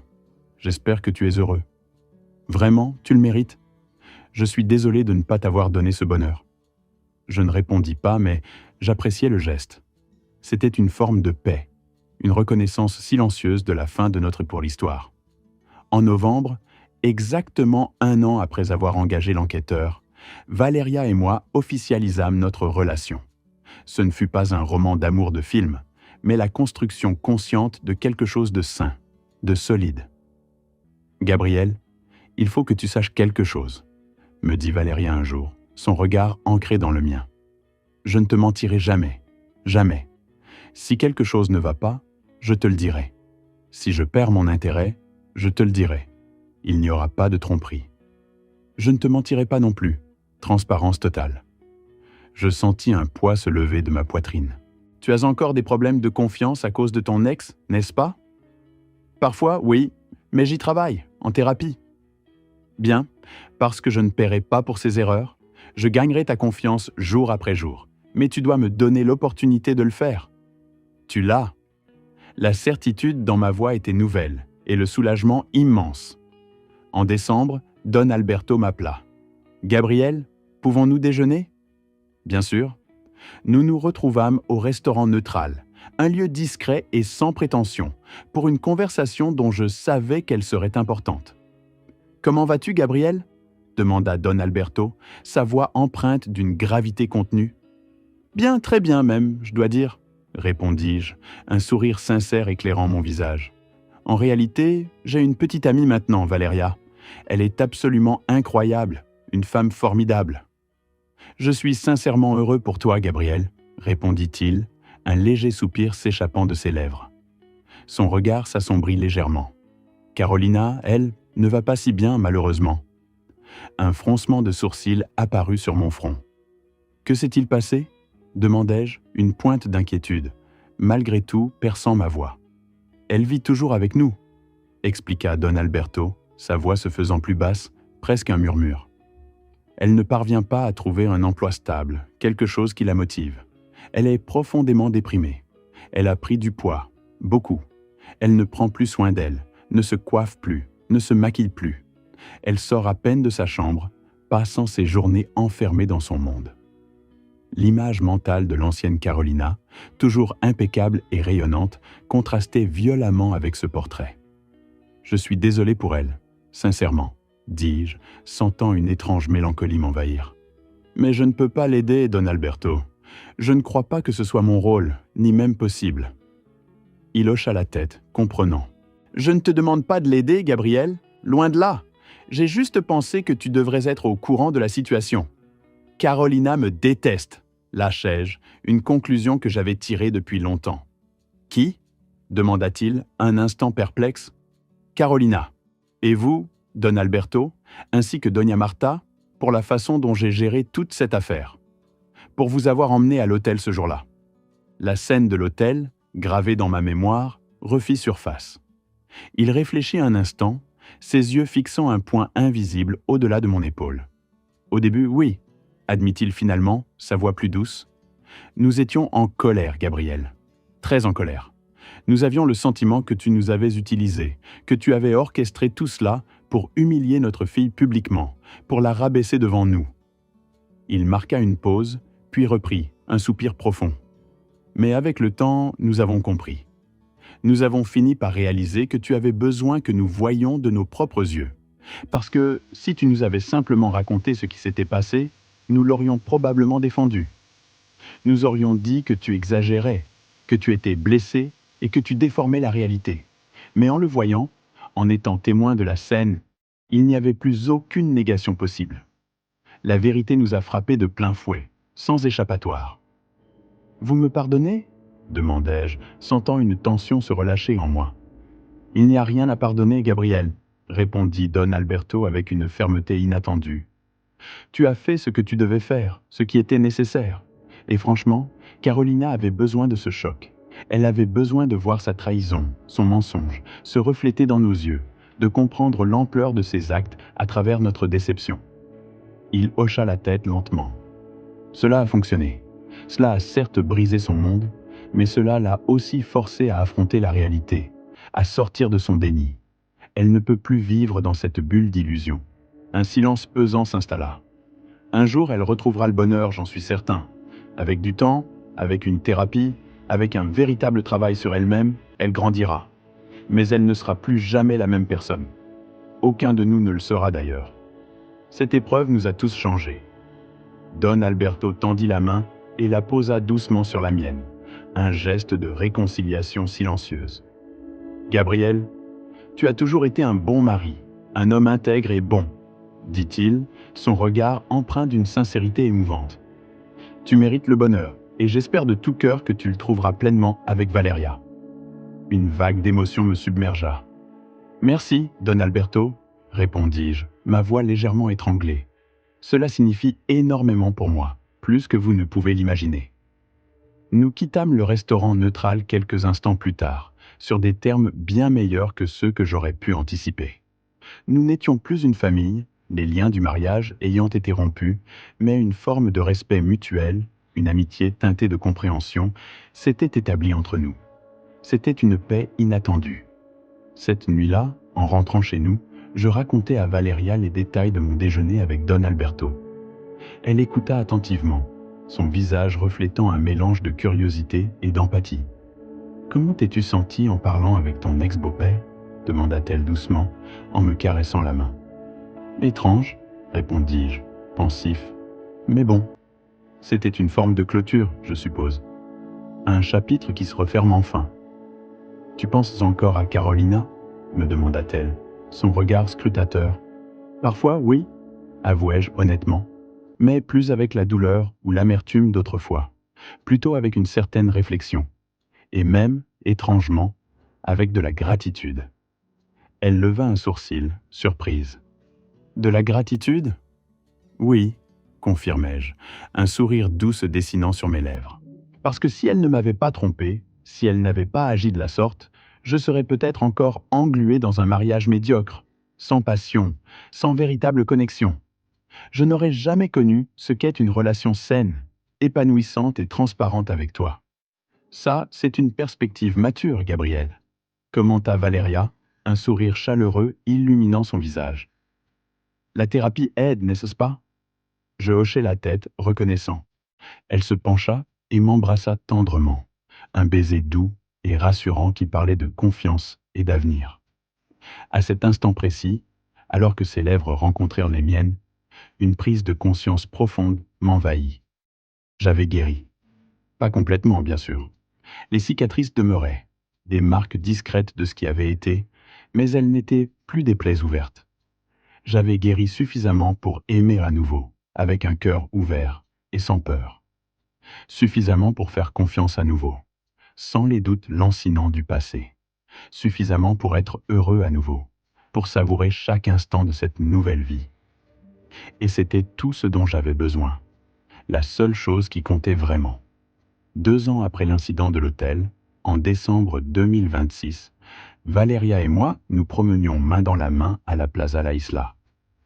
L'air était vif, imprégné de l'odeur des sapins et des épices de Noël, et les lumières scintillantes des décorations festives illuminaient les allées. Nous étions absorbés par l'achat de cadeaux de Noël, nos rires se mêlant au brouhaha joyeux de la foule. Nous étions heureux, profondément amoureux, et nous planifions notre avenir ensemble, chaque mot échangé étant une promesse silencieuse. Et c'est alors que je l'aperçus. Carolina. Elle poussait un chariot de supermarché, seule, au milieu de la foule animée. Elle était méconnaissable, si différente de la femme que j'avais épousée. Elle avait probablement pris une quinzaine de kilogrammes. Son visage était plus rond, ses traits moins définis. Ses cheveux, autrefois impeccablement coiffés, étaient négligemment attachés ou simplement lâchés, sans aucun soin. Ses vêtements étaient simples, sans fioritures, et elle ne portait aucun maquillage. Il ne restait rien du glamour, de l'élégance sophistiquée qu'elle affichait autrefois avec tant d'assurance. C'était une vision presque fantomatique de son ancien moi. Nos regards se croisèrent à travers la foule. Le temps sembla se suspendre. Elle se figea, son chariot s'arrêtant brusquement. Valéria, sensible à mon changement d'attitude et à la tension soudaine qui m'envahissait, suivit mon regard. « Qui est-ce » demanda-t-elle doucement, sa main se posant sur mon bras. « Mon ex-femme » répondis-je, ma voix à peine audible, un mélange de surprise et d'une étrange fatalité. « Tu veux qu'on parte » proposa Valéria, prête à m'éloigner de cette rencontre inattendue. « Non » dis-je, reprenant mes esprits. « Non, je vais bien. C'est bon. » Carolina s'approcha lentement, comme si chaque pas était une épreuve. « Gabriel, bonjour » dit-elle, sa voix hésitante, presque un murmure. « Bonjour Carolina » répondis-je, essayant de paraître aussi naturel que possible. « Comment vas-tu »« Bien. »« Très bien Carolina » ajoutai-je, ma voix plus assurée. Elle, c'est Valéria, ma petite amie. Les deux femmes se firent face, se jaugeant mutuellement. Ce n'était pas de l'hostilité que je percevais dans leurs regards, mais plutôt une curiosité prudente, une analyse silencieuse. « Enchantée » dit Valéria poliment, tendant la main. « De même » répondit Carolina, sa poignée de main brève. « Gabriel, tu as l'air heureux. »« Je le suis » confirmai-je, un sourire sincère. « Je suis contente pour toi. Vraiment, je suis contente. » Un silence inconfortable s'installa, pesant entre nous trois. Je sentis le besoin de briser la glace. « Et toi, comment vas-tu » demandai-je finalement, ma voix adoucie par une pointe de compassion. Elle haussa les épaules, un geste las. « Je survis » répondit-elle, un sourire triste aux lèvres. « Je travaille dans un bureau administratif. Rien de très passionnant, tu sais. Je vis toujours chez mes parents, seul. Mais je vais bien, Gabriel. Vraiment, je vais bien. » Elle prit une profonde inspiration, son regard se posant sur moi avec une intensité nouvelle. « Je sais que c'est étrange, Gabriel, mais pourrais-je te parler juste une minute, seul à seul ?» Je tournai mon regard vers Valéria, cherchant son approbation. Elle comprit immédiatement la situation et hocha la tête, un signe discret de confiance. « Je t'attends sur ce banc là-bas », dit-elle en désignant un siège un peu plus loin, me laissant l'espace nécessaire. Carolina et moi nous éloignâmes de la foule, marchant côte à côte vers une zone moins fréquentée de la place, le bruit des conversations et des musiques de Noël s'estompant légèrement. « De quoi voulais-tu parler, Carolina » demandai-je, ma voix neutre. Elle s'arrêta, se tournant pour me faire face, ses mains jointes devant elle. Je voulais m'excuser, Gabriel. Appropriément cette fois. Pas par message, pas par lettre, mais en personne, face à face. Elle marqua une pause, ses yeux cherchant les miens. Je sais que je me suis déjà excusé plusieurs fois. Je le sais. Mais je n'ai jamais eu l'impression que tu l'acceptais vraiment. Et j'ai vraiment besoin que tu saches que je comprends. Je comprends exactement ce que j'ai fait, l'ampleur du mal que j'ai causé, les vies que j'ai affectées, la tienne, celle de mes parents, la mienne. Je l'écoutais attentivement, mon expression impassible. « D'accord, j'écoute », dis-je simplement, l'invitant à continuer. « J'ai suivi une thérapie pendant 2 ans, » commença-t-elle, sa voix plus ferme, travaillant sur moi-même, essayant de comprendre. Et ma thérapeute m'a aidé à voir que ce que j'ai fait n'était pas seulement une trahison, Gabriel. C'était de la lâcheté. Au lieu de communiquer, d'exprimer ce qui manquait, ce qui n'allait pas dans notre mariage, j'ai cherché une échappatoire. J'ai pris le chemin le plus facile, le plus lâche. Ses yeux se remplirent d'une tristesse profonde. Et maintenant, je comprends que ce n'est pas toi qui manquais de quelque chose. C'est moi. C'est moi qui manquais de maturité, de courage pour affronter les problèmes, de capacité à communiquer ouvertement au lieu de fuir la réalité. J'apprécie ton honnêteté, Carolina, dis-je, sentant une légère ouverture en moi. Son regard devint suppliant. Gabriel, un jour pourras-tu me pardonner? Me pardonner vraiment, du fond du cœur? Je réfléchis attentivement, pesant mes mots. Le silence de la place, malgré la foule, semblait s'intensifier autour de nous. Carolina, commençai-je, ma voix douce mais ferme, je t'ai déjà pardonné il y a longtemps. Parce que garder de la rancœur, nourrir cette colère, me faisait plus de mal à moi qu'à toi. C'était un poids que je ne voulais plus porter. Je la regardai droit dans les yeux. Mais pardonner ne signifie pas oublier. Et cela ne signifie pas non plus se réconcilier au sens où tu l'entends. Cela signifie simplement lâcher le poids de la colère, se libérer de l'amertume. « Alors, tu ne me détestes pas ?» demanda-t-elle, une lueur d'espoir dans les yeux. « Non, je ne te déteste pas, » répondis-je, ma voix dénuée de toute animosité. « Je te plains, Carolina. Je te plains parce que tu as détruit quelque chose de bon, de solide, pour quelque chose de temporaire, d'éphémère. Et tu dois vivre avec les conséquences de ce choix. » Des larmes commencèrent à couler sur son visage, traçant des sillons sur sa peau pâle. Elle ne tenta pas de les retenir. « Chaque jour, Gabriel, » dit-elle, sa voix brisée par l'émotion. « Chaque jour, je vis avec ce regret. C'est un fardeau constant. Je suis sincèrement désolé pour toi, » dis-je, sentant une vague de tristesse m'envahir.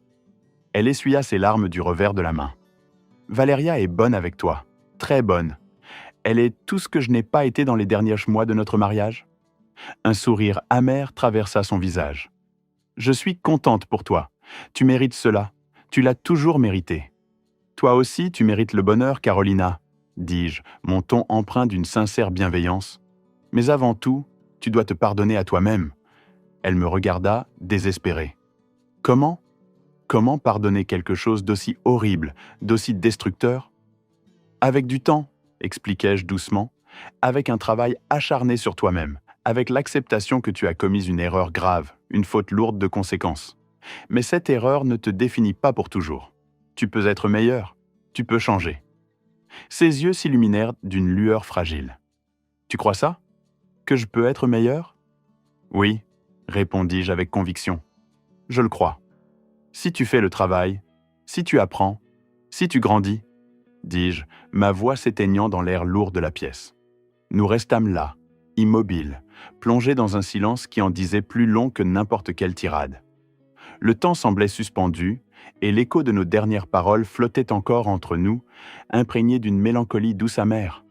Deux êtres qui s'étaient jadis aimés avec une intensité dévorante se tenaient désormais face à face, reconnaissant sans un mot que leur chemin s'était irrémédiablement et définitivement séparé. Une compréhension tacite, lourde de regrets mais aussi de soulagement, s'installa entre nous, marquant la fin d'une ère. « Merci », murmura-t-elle finalement, sa voix à peine audible, les yeux rougis mais le regard un peu plus apaisé. « Merci de ne pas m'avoir haï, de ne pas m'avoir complètement détruite quand tu en avais le pouvoir. Te détruire ne m'aurait pas guéri. Je le sais maintenant. » Elle marqua une pause, cherchant ses mots avec effort. « Tu es une meilleure personne que moi ?» Je secouai légèrement la tête, un sourire ténu aux lèvres. « Non, je suis juste une personne qui a appris à lâcher prise, Carolina, à comprendre que la rancune est un poison qui ne blesse que celui qui le boit. » Un soupir lui échappa, lourd de son propre cheminement. Peut-être pourrons-nous être amis un jour? Peut-être, quand nous aurons tous les deux complètement guéris de nos blessures, quand le temps aura fait son œuvre et que les ombres du passé se seront dissipées. Peut-être, acquiesçai-je, sans certitude, mais avec une pointe d'espoir lointain pour elle. « Je comprends, » dit-elle, un hochement de tête lent et résigné. « Bien, je te laisse retourner auprès de Valéria. Prenez soin de vous. » Elle me regarda une dernière fois, un mélange de regret et de soulagement dans ses yeux, avant de détourner le regard.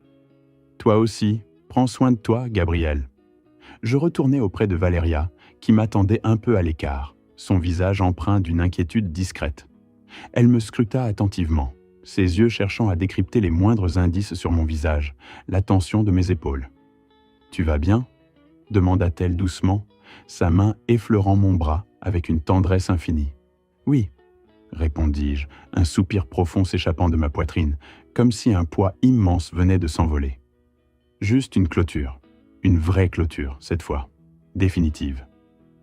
Le fardeau qui pesait sur mes épaules depuis si longtemps semblait s'être enfin dissipé, laissant place à une légèreté inattendue. « Qu'est-ce qu'elle a dit ?» s'enquit Valéria, sa voix basse, respectueuse de l'instant.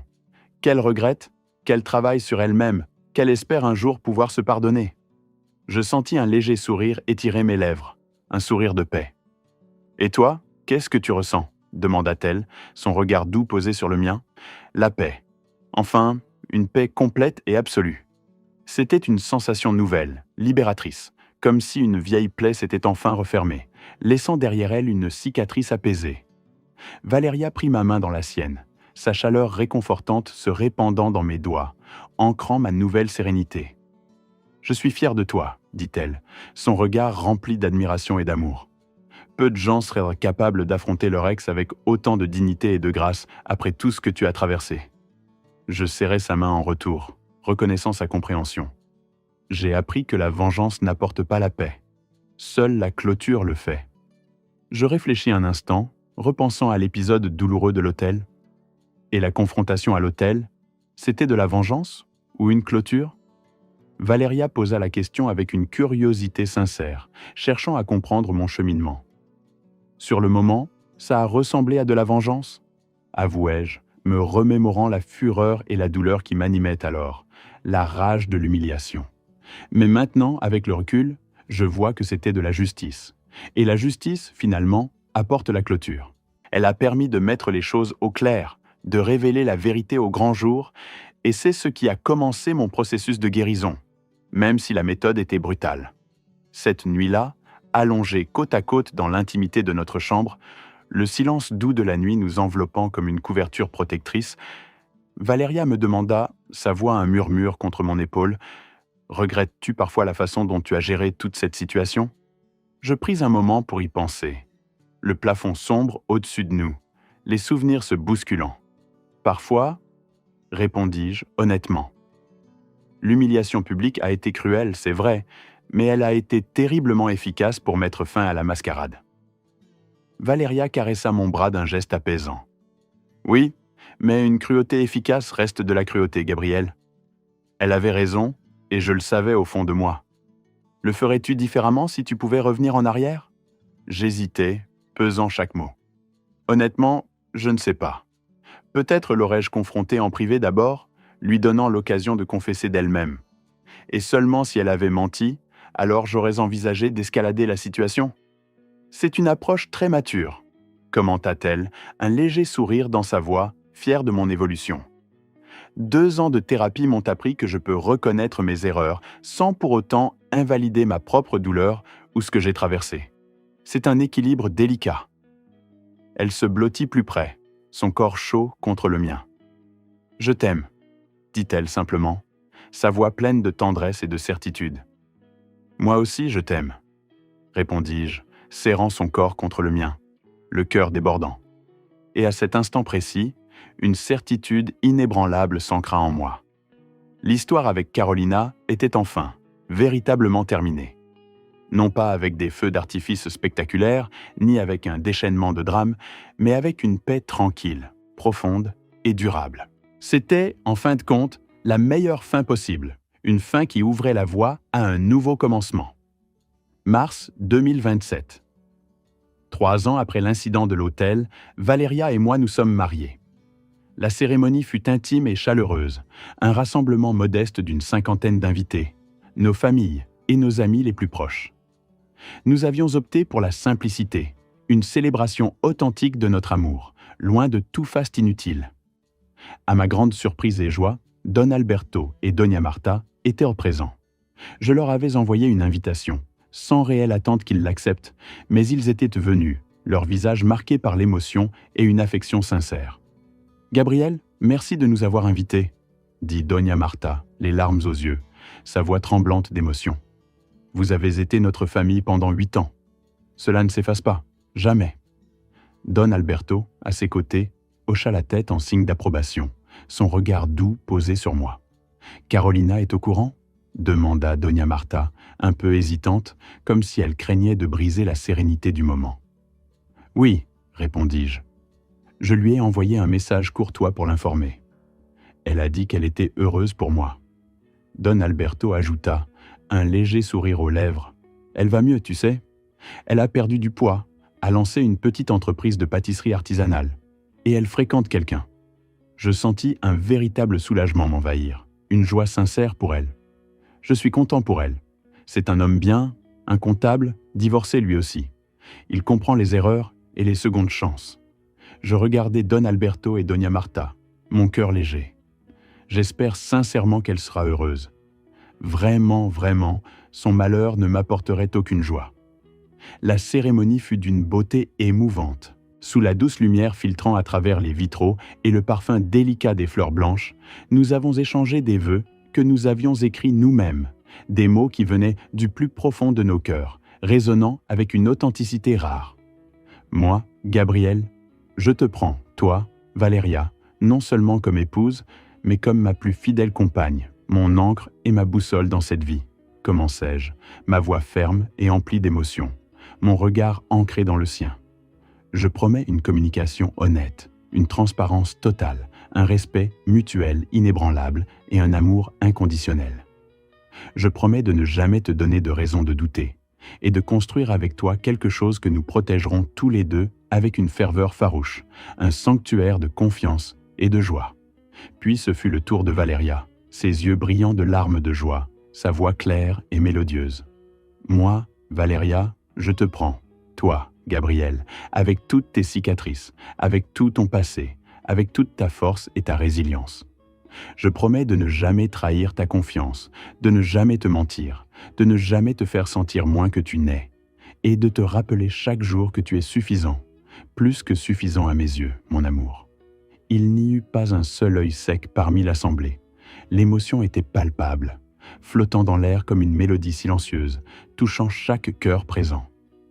À la réception, dans l'ambiance joyeuse et animée, les rires et les conversations emplissant la salle décorée avec goût, mon meilleur ami Roberto, le verre à la main, prononça un discours touchant et sincère. « J'ai rencontré Gabriel il y a 10 ans. » commença-t-il, sa voix résonnant légèrement dans la salle, captant l'attention de tous. « J'ai été témoin de son mariage avec Carolina, des bons moments, et malheureusement, des mauvais. J'ai vu comment cette trahison a failli le détruire, le briser en 1000 morceaux, le laisser à terre. Mais j'ai aussi vu comment il s'est relevé, comment il a guéri, comment il a appris de ses épreuves, transformant sa douleur en sagesse. Et maintenant, je vois comment il aime, d'un amour plus profond, plus mature, plus lumineux. » Il leva son verre, un sourire chaleureux éclairant son visage. Avec Valeria, il n'a pas seulement trouvé une nouvelle partenaire de vie, il a trouvé une nouvelle version de lui-même, une version meilleure, plus sage, plus forte, plus complète. Je lève mon verre à Gabriel et Valeria. Que leur amour soit une forteresse inébranlable, qu'ils survivent à toutes les tempêtes et qu'ils grandissent chaque jour, plus beau et plus profond. Tous les invités levèrent leurs verres en un chœur joyeux, le tintement cristallin emplissant la pièce d'une douce symphonie de bonheur. Pendant que nous dansions lentement, nos corps se mouvant en parfaite harmonie sur une mélodie douce et romantique, Valeria me murmura à l'oreille, son souffle chaud contre ma peau. « Je suis heureuse, Gabriel. Plus heureuse que je n'aurais jamais cru possible. » Ses yeux pétillaient de joie, reflétant les lumières tamisées de la salle. « Je pense à ton premier mariage, et je ne peux que remercier qu'il se soit terminé, car c'est ce qui m'a mené à toi. » « C'est une perspective magnifique, » répondis-je, serrant sa main, le cœur gonflé d'amour. « C'est la vérité.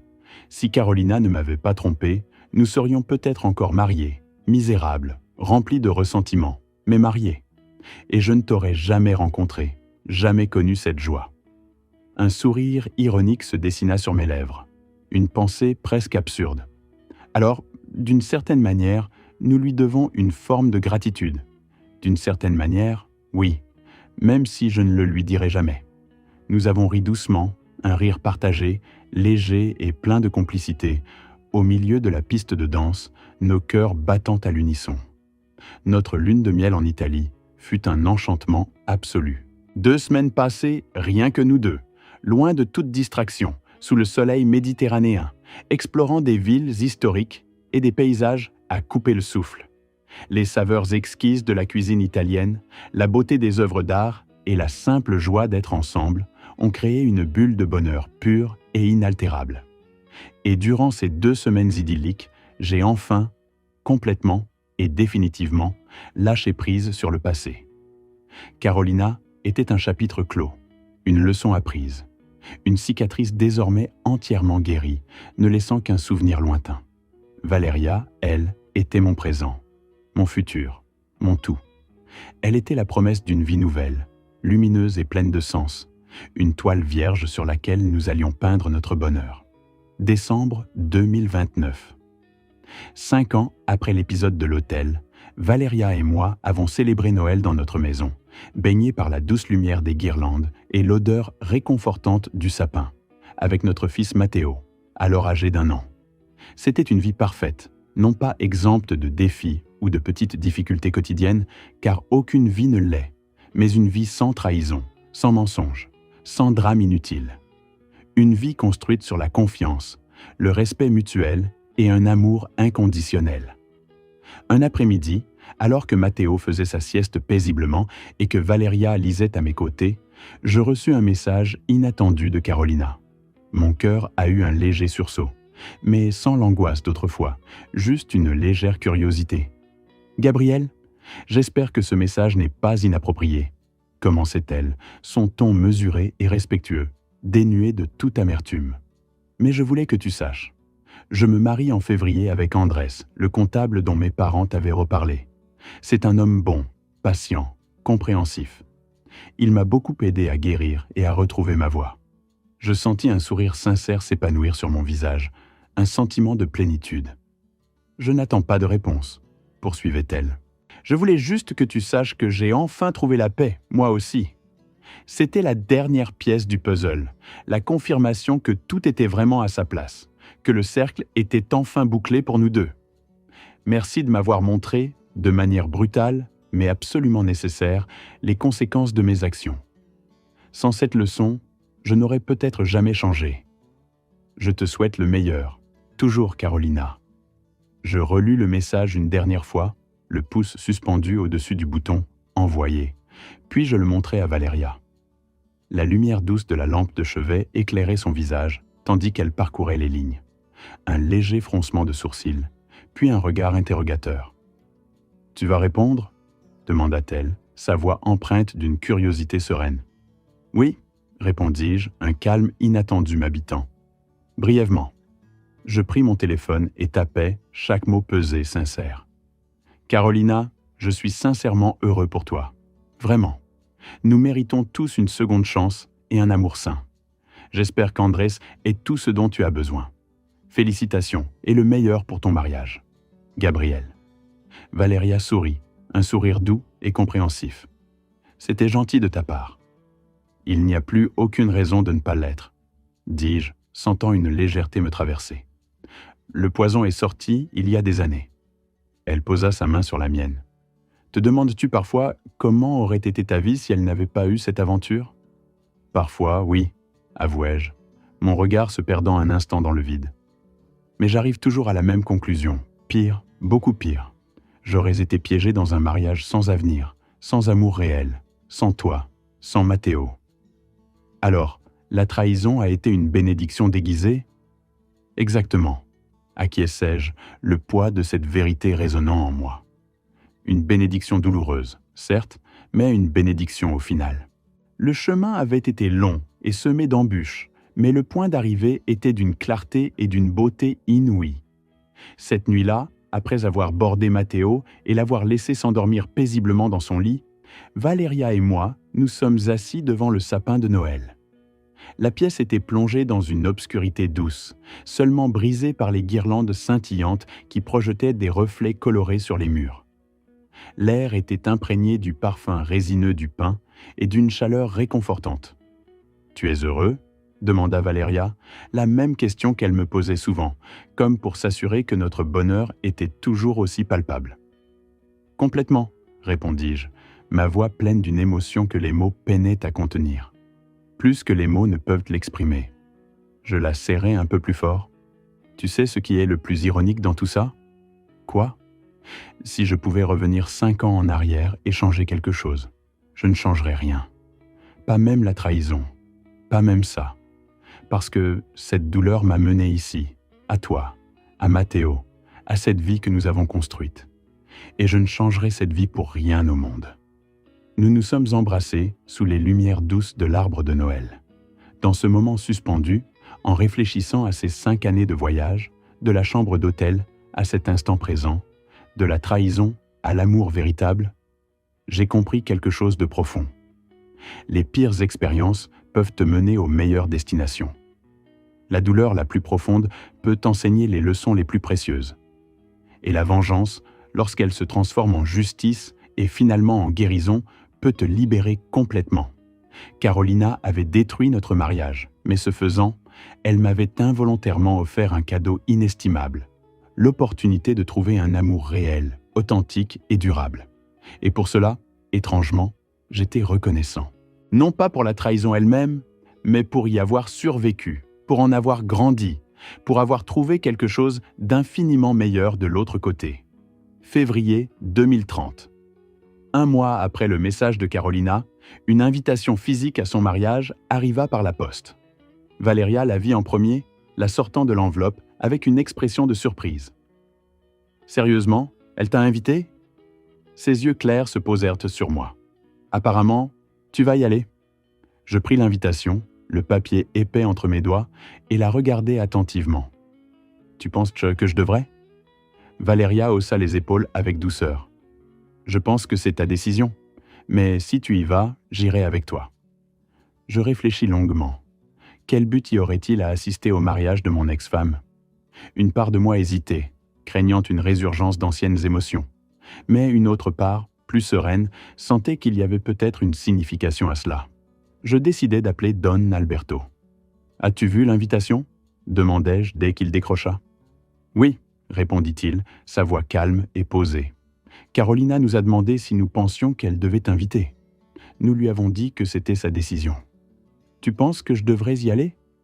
Je pense que ce serait un geste de clôture, Gabriel. Une façon de démontrer que vous avez tous les deux guéri, que vous pouvez exister dans le même espace sans drame. » Il marqua une pause. « Et si c'est inconfortable ? Probablement que ça le sera, oui, mais l'inconfort temporaire peut apporter une paix permanente. » Ces mots résonnèrent en moi.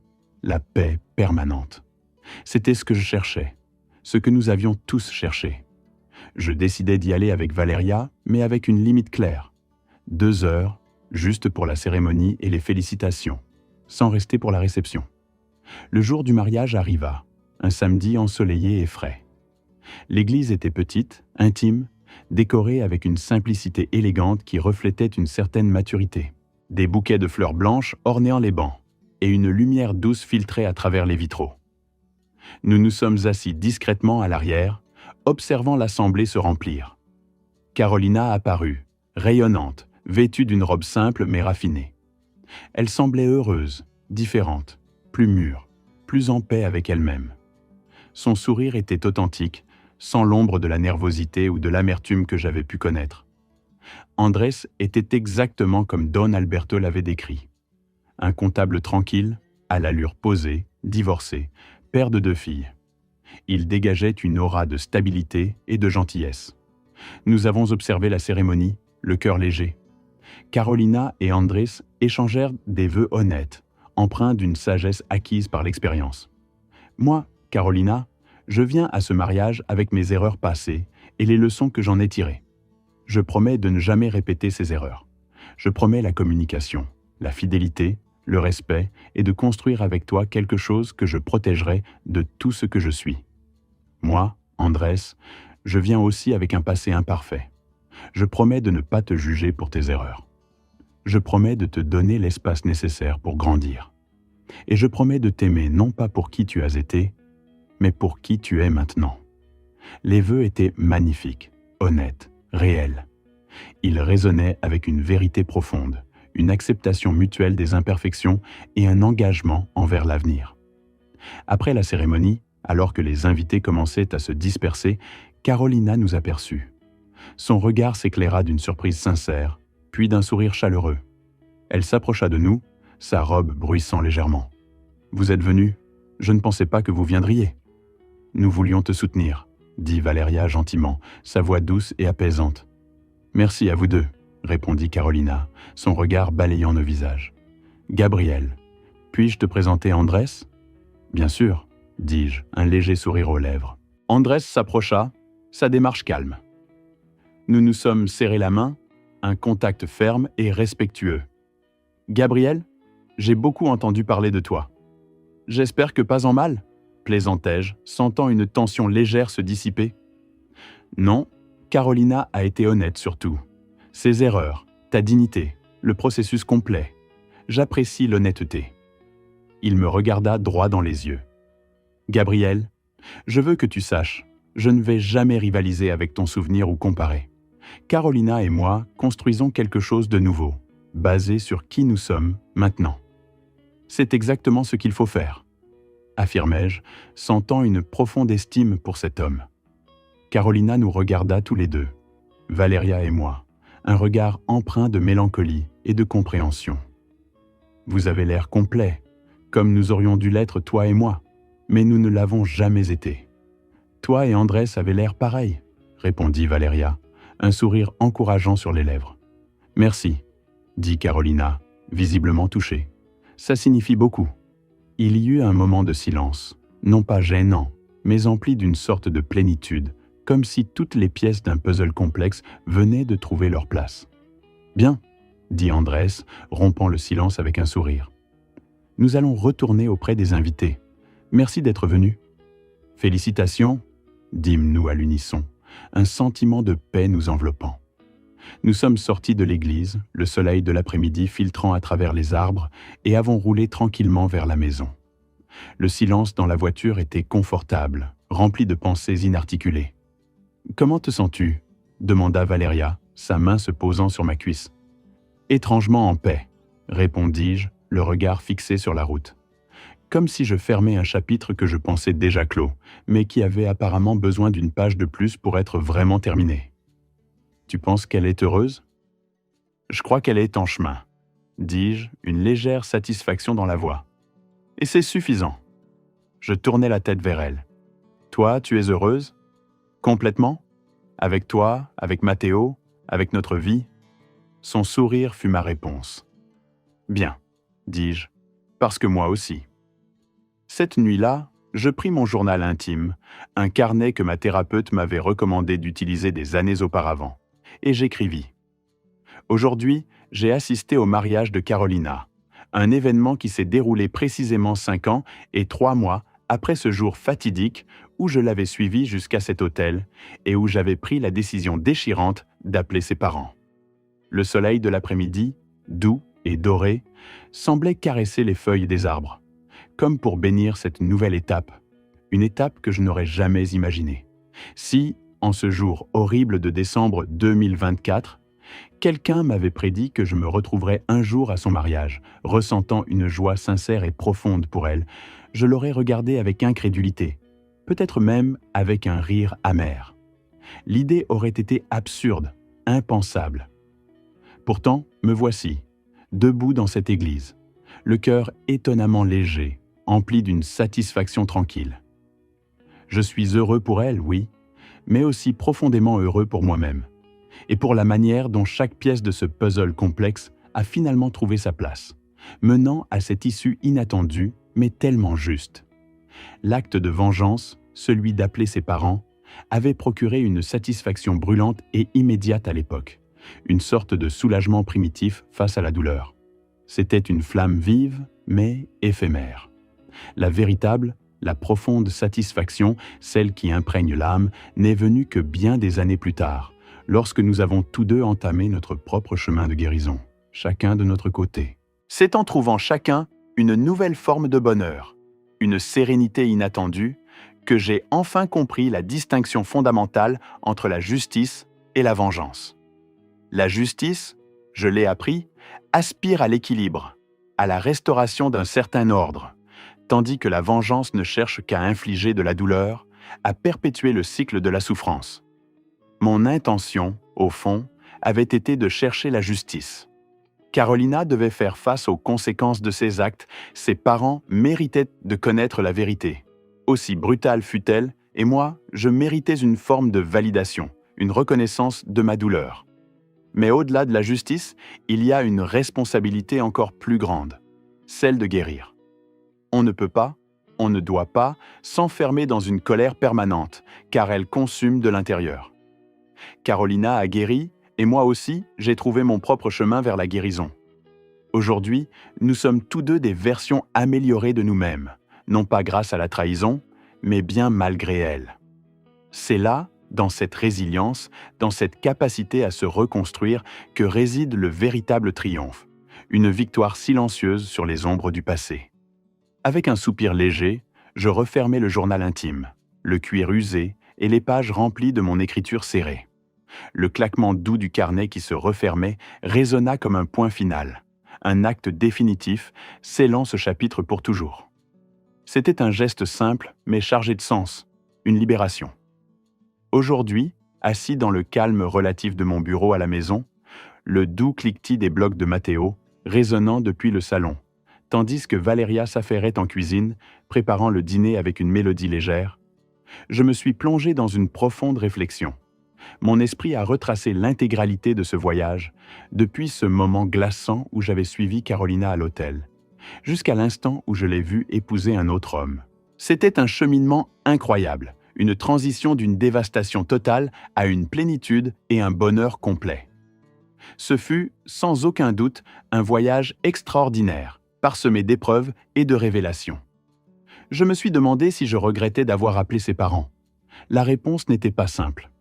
Par moments, je reconnaissais que mon acte avait été cruel, froidement calculé, conçu pour maximiser l'humiliation et la douleur. C'était une arme à double tranchant. Pourtant, il avait aussi été d'une efficacité redoutable, indéniable, et, d'une certaine manière, juste. La question persistait, lancinante. Le referais-je ? Honnêtement, je ne savais pas. Avec la maturité et la perspective que j'avais acquise au fil des ans, je pense que j'aurais peut-être géré la situation différemment. Une confrontation privée d'abord, pour tenter de comprendre, de chercher une explication et n'escalader la situation qu'en cas de mensonge ou de déni. Mais le passé est immuable. Je ne peux pas le changer, seulement en tirer des leçons précieuses. Les leçons que j'ai tirées de cette épreuve furent nombreuses et profondes. Premièrement, faire confiance à ses instincts. Si quelque chose semble faux, si une intuition vous ronge, il y a de fortes chances qu'elle soit fondée. Mon corps et mon esprit avaient de sonner l'alarme bien avant que les faits ne soient révélés. Deuxièmement, la vérité finit toujours par éclater. Carolina n'aurait pas pu cacher son aventure indéfiniment. La vérité a une manière implacable de se frayer un chemin à la lumière. Troisièmement, la distinction entre justice et vengeance. La ligne est ténue, presque invisible par moments. J'ai sans doute franchi cette ligne, mais paradoxalement, cela a aussi apporté une forme de clôture, une fin nette à l'incertitude. Quatrièmement, le pardon est un cadeau que l'on se fait à soi-même, pas à l'autre. J'ai pardonné à Carolina, non pas parce qu'elle le méritait nécessairement, mais parce que j'avais désespérément besoin de retrouver ma propre paix intérieure. Cinquièmement, les secondes chances sont non seulement possibles, mais souvent nécessaires. Tant Carolina que moi avons trouvé un nouvel amour, une nouvelle voie. Nous méritions tous deux cette opportunité de reconstruire. Sixièmement, la guérison prend du temps, beaucoup de temps. Ce n'était pas un processus instantané, une pilule magique. Il a fallu des années, des séances de thérapie, un travail acharné sur moi-même pour panser les plaies. Septièmement, tous ne trahiront pas. Valeria est entrée dans ma vie et m'a prouvé que la confiance pouvait renaître, qu'elle pouvait exister à nouveau, plus forte et plus pure. Huitièmement, la douleur peut se transformer. Ce qui avait failli me détruire, ce gouffre de désespoir, m'a finalement rendu plus fort. plus résilient, plus conscient de ma propre valeur. Neuvièmement, les bénédictions se déguisent parfois. La pire expérience de ma vie, celle qui m'avait plongé dans les ténèbres, m'a paradoxalement conduit à la meilleure, à cette vie que je chéris aujourd'hui.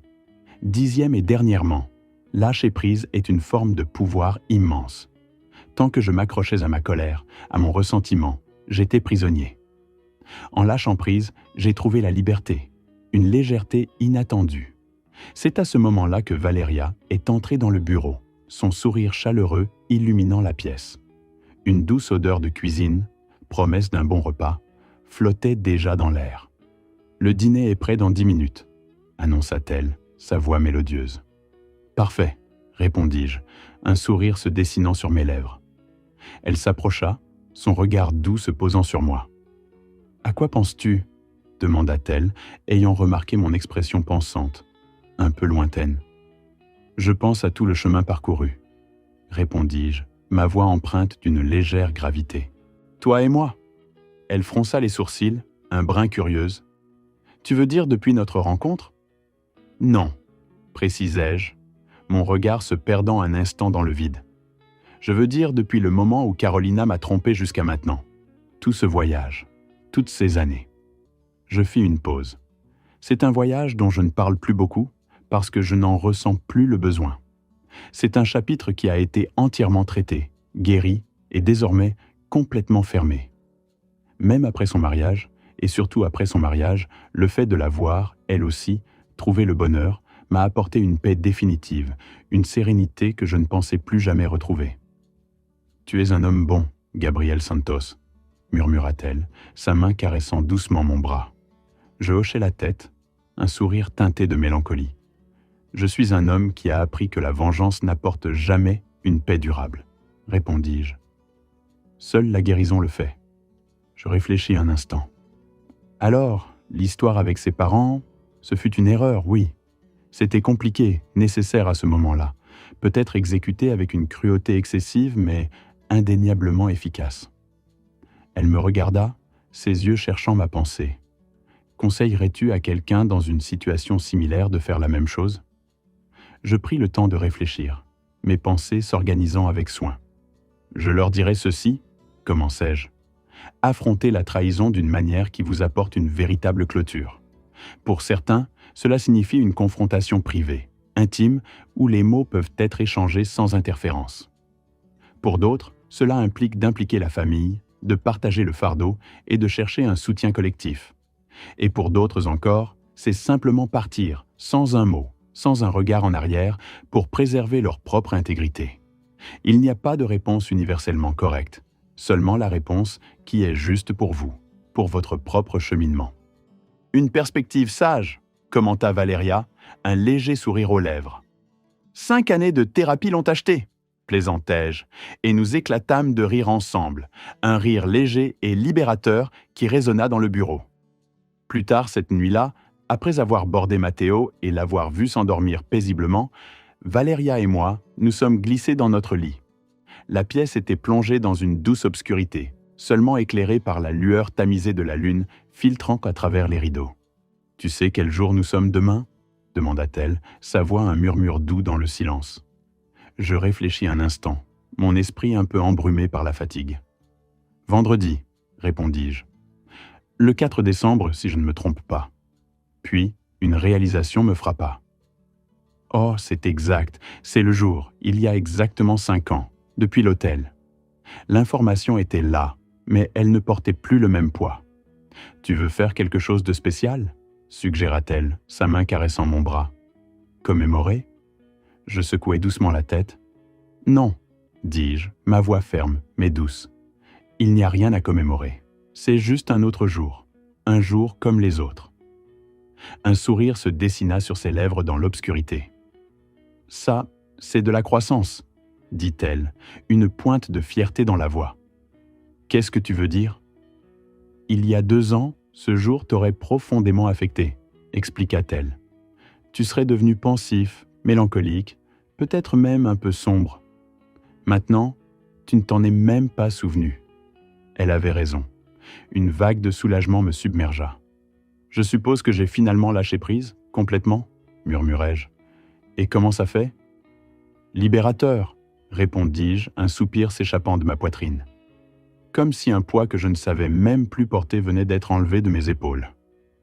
Je t'aime, dit-elle simplement, sa voix pleine d'une tendresse infinie. Je t'aime aussi, répondis-je, serrant sa main. Et tandis que nous nous laissions glisser doucement vers le sommeil, blottis l'un contre l'autre, je réfléchis une dernière fois à l'ensemble de cette histoire, à chaque étape de ce cheminement. J'avais suivi ma femme à l'hôtel, j'avais appelé ses parents, j'avais orchestré une confrontation dévastatrice. Était-ce de la vengeance? Oui, sans aucun doute, il y avait une part de cela. Était-ce aussi de la justice? Oui, je le crois. Était-ce nécessaire? À ce moment précis, j'en étais profondément convaincu. Le referai-je aujourd'hui? Je n'en suis plus si certain. Mais une chose, une seule chose, est absolument certaine. Ce jour horrible, ce point de rupture, a marqué le début d'un voyage de guérison inattendu et complexe. Un voyage qui m'a finalement conduit ici, dans ce lit, aux côtés de cette femme merveilleuse, avec cet enfant que nous aimons tant, et avec cette vie que j'ai construite, une vie pleine de sens et de bonheur. Et c'est pourquoi, étrangement et de manière inopinée, je suis aujourd'hui profondément reconnaissant. Non pas pour la trahison elle-même, mais pour y avoir survécu, pour en avoir grandi, et pour avoir trouvé quelque chose d'infiniment meilleur de l'autre côté de cette épreuve. C'est cela la vraie vengeance. Vivre si bien que l'on oublie la colère passée, celle qui nous rongeait autrefois. Finalement, 5 ans plus tard, après un cheminement personnel intense, j'y suis parvenu. Ainsi se conclut l'histoire de Gabriel, un parcours singulier qui l'a mené de la vengeance la plus calculée à la paix la plus profonde et durable. Avait-il fait le bon choix en appelant les parents de Carolina? Était-ce un acte de justice implacable ou de pure cruauté? La question demeure, ouverte à votre propre jugement. Et vous, qu'auriez-vous fait dans une telle situation? Laissez vos réflexions en commentaire. Si cette histoire vous a profondément touché, n'hésitez pas à laisser un j'aime. Partagez-la avec quelqu'un qui a besoin de savoir que l'on peut guérir et se reconstruire après une trahison, même la plus douloureuse, et abonnez-vous pour plus de récits de dépassement de soi. Rappelez-vous, la vengeance n'apporte qu'une satisfaction temporaire et éphémère, mais seule la véritable guérison apporte une paix permanente et inaltérable à l'âme. Je vous donne rendez-vous pour la prochaine histoire. Monsieur.